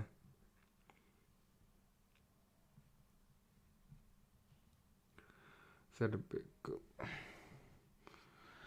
ब्रेकअप को कैसे डील करें? बेटा फेविक्विक लेके आओ और जोड़ दो जो ब्रेक हुआ है, ठीक है। तो आंसर क्या होगा इसका? अरेस्टेड पर्सन मतलब to have the body of, option number A, ठीक है। मैंडमस क्या है? मैंडमस का आप खुद से रिकॉल करो अपने दिमाग में कि मैंडमस का एक्चुअल मतलब क्या है, खुद से आपको दिमाग में चीज़ें चलनी चाहिए। We command certiorari to be certified of quo warranto by what authority of, ठीक है। और हेबियस कॉर्पस को लिमिट किया गया था इन दी रॉलेट एक्ट ऑफ 1919। और कोई अच्छा सा क्वेश्चन कर लेते हैं, ये कर लो। अच्छा last question, which of the following articles of the constitution of India provides constitutional remedies. कितना आसान सा क्वेश्चन है, कॉन्स्टिट्यूशनल रेमेडीज़ किस में दी हुई है? 32, ठीक है। तो अभी खुद से करने के आप योग्य हैं और आपकी योग्यता को मद्देनज़र रखते हुए सेशन को भी यहाँ पे किया जाता है। एंड ये पीडीएफ तो आपको मिल ही जाती है प्राइवेट टेलीग्राम ग्रुप में, तो वहाँ से आप कर सकते हैं। बाकी अब जो लोग इंस्टाग्राम पे जुड़े हुए हैं, एक अच्छी सी